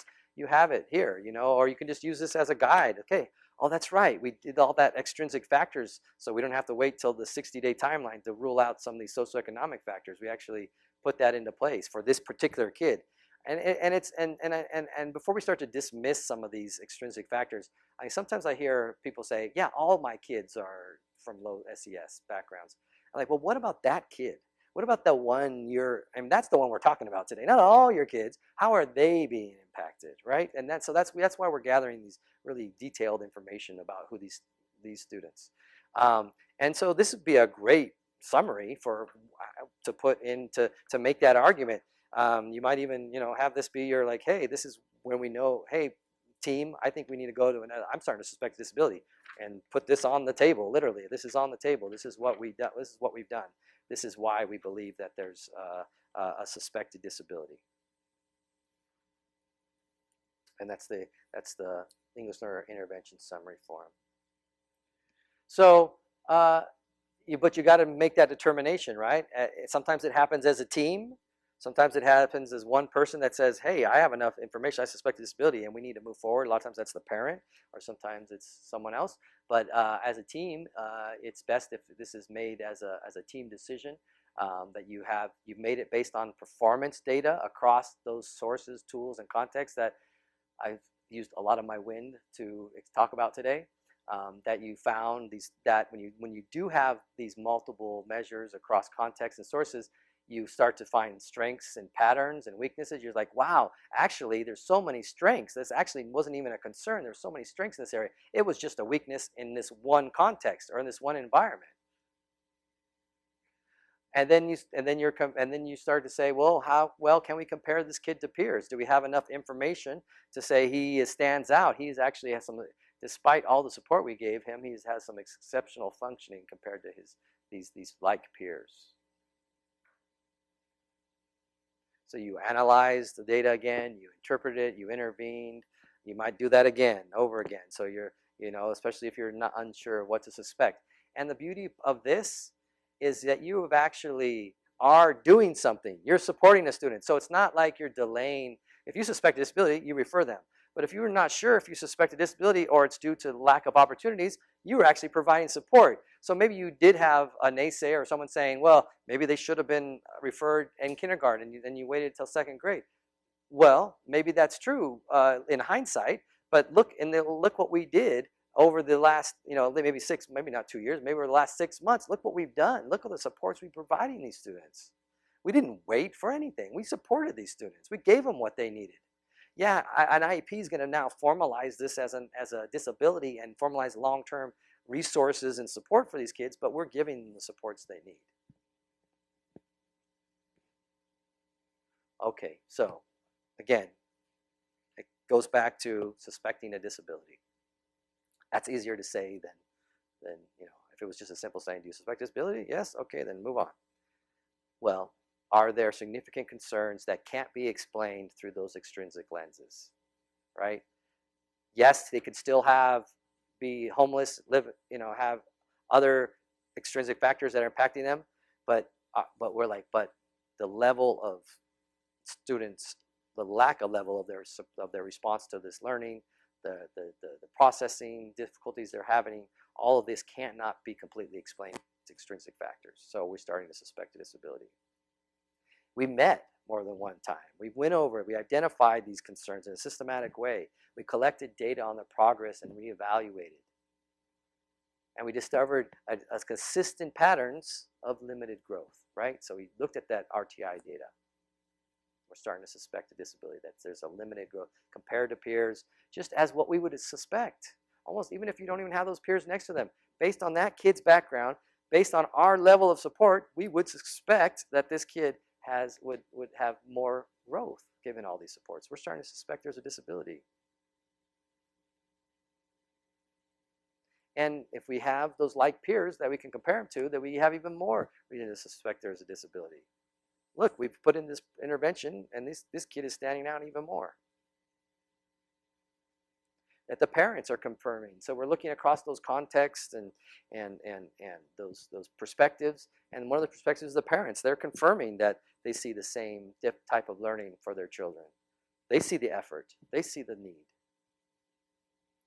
That we're also, that the students are having difficulties in both of their languages, especially if we did support both of their languages, especially if we supported them both academically in some ways. Of course, it's not a given if they're doing poorly in English and they're new to English and they're not being supported at all in academic reading and writing in their primary language. Saying they're low in both isn't a definition of disability, right? But it can be a red flag for those kids that have had that support. And we think that there's limited progress across those intensive interventions, similar to something we just said. So so you made those decisions on referring to special education based on some of that good data that you did. You feel like you've really gotten to know the student. It's not based on a single data source. You feel that the data you got was actually relevant, was meaningful to that student. It informed your interventions, so you actually put interventions in place that may have been the right interventions, or you might have switched them around. But maybe you realize that a student may or may not have a disability. Maybe they do have you don't suspect a disability because they've had that rich and relevant data that shows that they're actually performing as you would expect. And you took care of you know that you've been successful because you advocated for that kid throughout the process. You've kept a student from being over-identified and being identified for special education when they actually don't have a disability, and those students that do have disabilities were showing that they are exceptional, and you knew that because you knew the whole student and you gathered lots of different data. So are you using your own type of collaborative process? Are you integrating into your system instead of just adding? Are you raising awareness of extrinsic factors that are both strengths and needs for students? Are you building off their assets? Using this for all students, maybe, or students that this is required work for some of our diverse kids, but all kids are diverse in their own ways. Are using data collection in a holistic way, using equity measures of comparing students that may be needing more support, and it's more of a systemic issue, and increasing your awareness. That's the thing we keep hearing in San Diego: awareness of these procedures, awareness of the whole child, awareness of multiple tools, awareness of extrinsic factors. So at the beginning, as we talked about, maybe there's part of this that's useful. Maybe it's one of the learnings. Maybe it's one of the things you'll stop doing. One thing you'll add and you'll start doing. Maybe one person you'll start sharing this with. Hopefully more than one, but starting with one. I know that's when I go to a presentation, I like to think of I hope a lot of this resonated with you because these are principles that you understand and you've been advocating for. But maybe there's a little tweak in it that you can add, or maybe there's some different measures that we talked about today to look at the child and at a minimum at a holistic level that's going to be wide, that's going to multiple perspectives and contexts and different tools, and it's going to try to go as deep as possible to see what really is going to support that kid. So I just have a couple minutes left. I'm gonna see if there's anything that the moderators want me to cover before we say goodbye. I appreciate this opportunity. I especially appreciate you all being here because that's a bigger commitment to have to show up and be so attentive as you are. I know they were very attentive on Zoom, but I'm not holding them responsible. I'm sure they also have lots of other responsibilities that they're taking care of. I hope it was helpful. And you all have my email as well on the first slide. Here it is. Feel free to contact me for any level of support. I'm happy to provide additional supports for any of you all, whether it's an email or presentations or policies, whatever you're looking for. Yeah. Is there anything, moderators, that you're seeing? Lots of thank yous Okay, for the good. Yay. information and resources. No, there aren't any no thank yous. Lots of thank yous, Tim. Good. On Okay. behalf of Imperial County SELPA here in Imperial County, we want to thank everybody who is joining us via Zoom. Want to thank you, wonderful guests, for joining us in person, and most importantly, want to thank our guest, Mr. Tim Tipton, for making the drive down from San Diego to joining us here and sharing all the wonderful resources created from your LEA. We really appreciate the collaboration. And again, we encourage everybody to visit our website where you're going to find many of the resources that are incorporated into the California Practitioner's Guide for Educating English Learners with Disabilities that were created by Mr. Tim Tipton and your colega, Ms. Guevara. Yeah, Gaviria. Gaviria. And many others. Yes. And many Yeah, others as yeah. well. So again, on behalf of Imperial County SELPA, our Senior Director, Dr. Deborah Montoya, we want to thank everybody and have a wonderful rest of the week. Good luck and God bless. Thank you. Thank you.